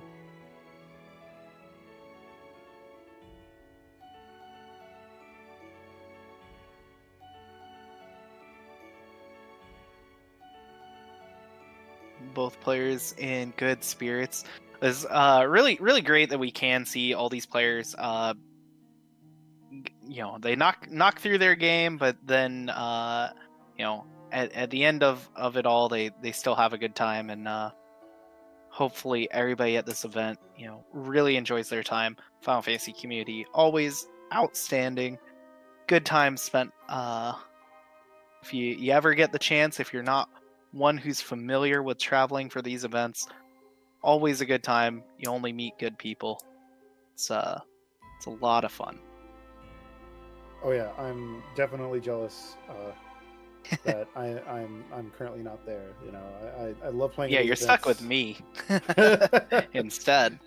I love playing in these events, and I love meeting the people at these tournaments, and the community is fantastic. Commentating is amazing. Would I rather be playing? I mean, it just depends, right?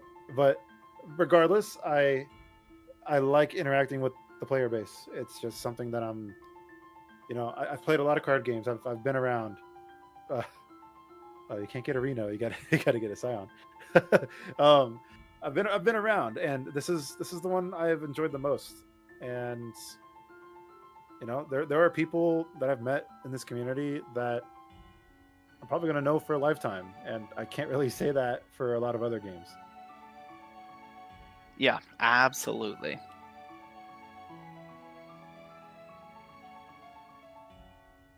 All right. So the good thing about the free backups too, he's opting to not play the Alpha No. The good thing about the Weaver and the free backups is, you don't want to play them for 2 CP, but at least that's the bare minimum, right? There are, you don't always get maximum value out of your 2 CP backups in your decks, No. But this is like a scenario that they're acceptable, right? Like they're the bare minimum. They're the bar is a 2 CP backup, and then they have the ceiling of it's free. It's awesome. But also in purple specifically, you have Grahatia. Weaver is a category 14 standard unit. So the ceiling. Are gets you even saying higher. there is synergy? Yes. Yeah, no, that synergy, just like I was mentioning, turning that Grahatia, and we didn't get to see a Grahatia from Jared, which is a little unfortunate. I definitely think that is one of the big strengths of this deck, almost more so than Estanian sometimes. I mean, obviously Estanian strong, but Grahatia being a 10k that also pulls out an Estanian is also pretty strong, or pulls out an Alphino that pulls out a Y'shtola. That's really, really strong. So, definitely like some of the plays that this deck can make.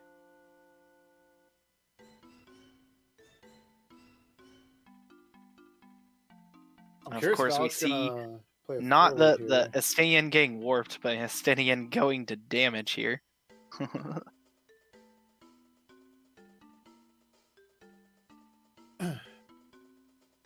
So I'm curious if Alec had a. Oh, he has to have a forward in his hand, right? The whole deck's forwards. But Yeah. it's interesting to see him not play a forward, and I think it's because he's playing around Shinryu.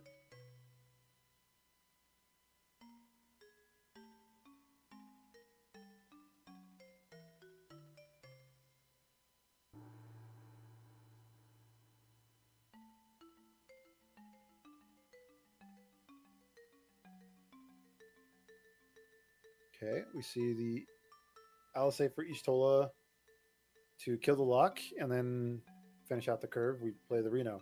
So Jared's on 5 backups. That's where he wants to be. Yeah, and this game's already looking very different game than last. Not drawing the or not going for the 5-drop lock. I feel like has left Alec behind in a lot of card advantage. And Jared's caught up pretty quickly. Alisei pulling out Y'shtola, 2 forwards, putting in a lot of work. We'll see what happens. If he was playing around that Shinryu, he's definitely kind of giving his opponent a lot of time.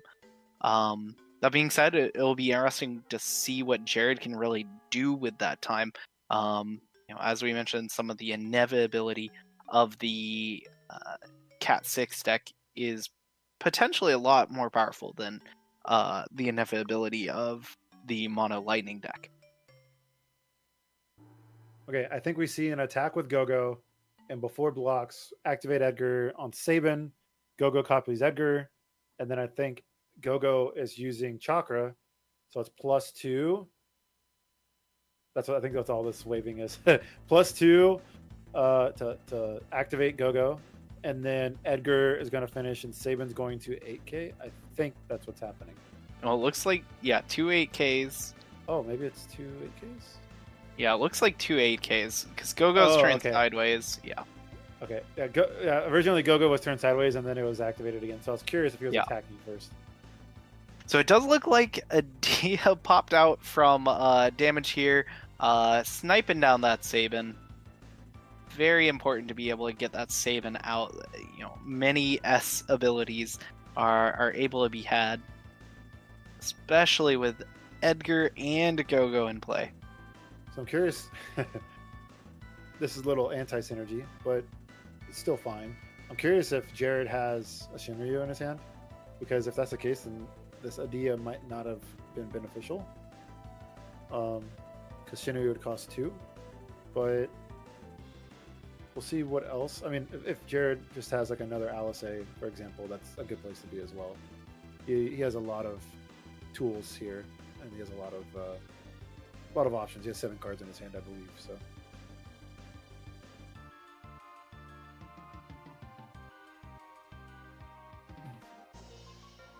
Good old Adia.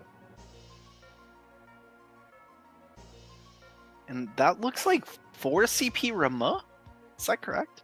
Yeah, I don't remember an how much it active scales. forward? It's an active I want forward. I want yeah. to say it's 2K for every lightning backup. I think it's So- 4 in 1 or 5 in 1. Oh, maybe yeah, it has like a higher base damage. That would make sense. Yeah. All right, so we're pitching 2, playing Umaro out. This is an interesting line from Alec. So choose an active forward, deal at 5k, and then 1k more for every lightning backup. So that Rama did 10k. Okay, so it can, yeah, it's still dealt 10k. I got to the right number, but for the very wrong reason.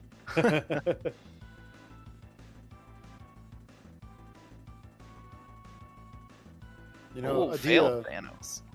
Adia is a card that got me to my first nationals at the Petit Cup Finals. I played Mono Lightning back, Ooh. what was 5, I think it was. Yeah. And, That's back yeah, when it was I was 5. on Mono Earth. I was playing Zemus just came out, the forward Zemus, and Yeah. resurrecting stuff was just absurd back then. So, yeah, Adia was Man, definitely drew a in my card deck. every turn, right? Yeah, well, better than that. Put it into play. This Phil Thanos might be a problem for Alec. Yeah, it's interesting. He goes for the line for the Umaro, and then unfortunately, immediately seeing the fail Thanos on the other side of the table. Umaro not really going to do much. Go-Go not doing much. Party attacks are still live, but it's not necessarily. We're not killing this fail Thanos with abilities. That's for sure. Yeah, I think. Because there are no 7 CPU Umaros in his list, so I think he's just kind of out on killing this guy. The party attack doesn't do anything with the Setzer because you have to target Phil Thanos and then it gets canceled. Yep. But, I mean, this does get a damage in because I don't think that. Yeah, we're not Jared's gonna blocking. wanna block. No. So, I'm interested in seeing if the line, because he did add a Saban into his hand. I'm interested in seeing if the line is just like next turn Saban and then try to special and just have a bigger team and just attack in with 9Ks and higher.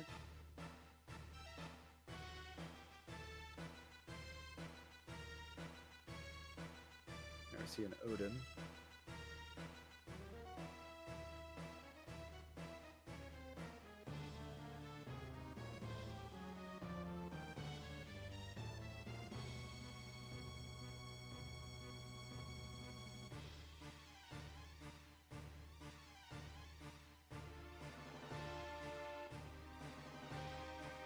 Takes down the Go-Go.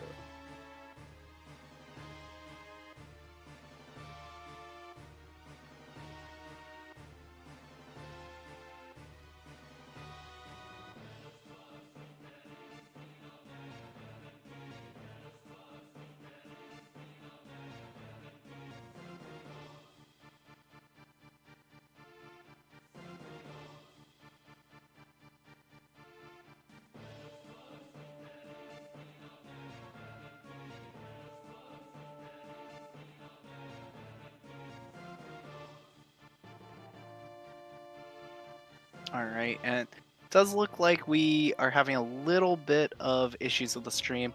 If we're dealing with any lag, should be fine.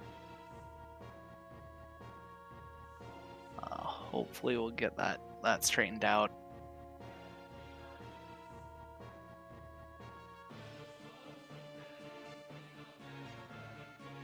Jared's very close to stabilizing this game. It's interesting, especially with Phil Thanos. If he just presents some threats now, I think that he can close the game fairly easily. Something that could hose him, though, is something like, you know, a lock Celeste turn. Yeah. But I guess Celeste will, you know, be canceled to Phil Thanos. But if Alec gets some way to get 4 forwards in play, or get even like 4 forwards and play an attack with 4 forwards, or just attack with 2 twice. That's block's going to trigger twice, and it's going to win the game.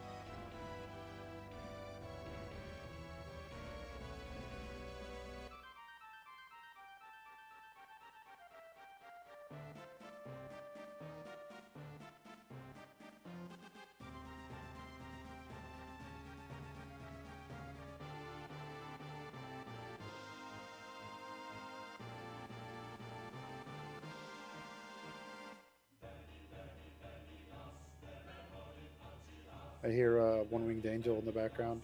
Maybe Sephiroth is attacking the stream, you know? That could be possible. We did just get word time on round has been called, so our players are finishing up their friendly match. However, round 4 will be ending. Keep in mind we will be doing an hour break, so if you're feeling the need, get up, stretch, go get some food, come back and join us shortly as our players finish up their friendly game. We should be able to.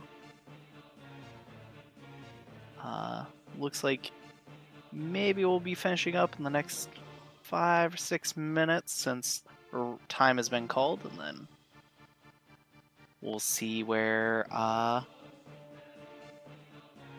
things are going. And we did get word that our stream, if anybody's having any issues at home, should be clearing right up. Great people over there have been smoothing everything out for us. Okay, this is that turn that I was talking about. This is the turn the corner turn for Jared. So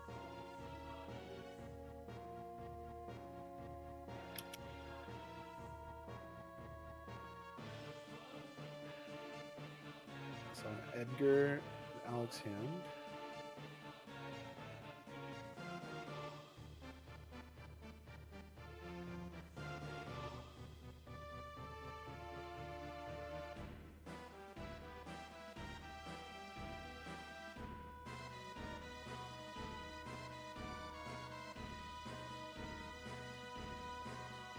Edgar, okay.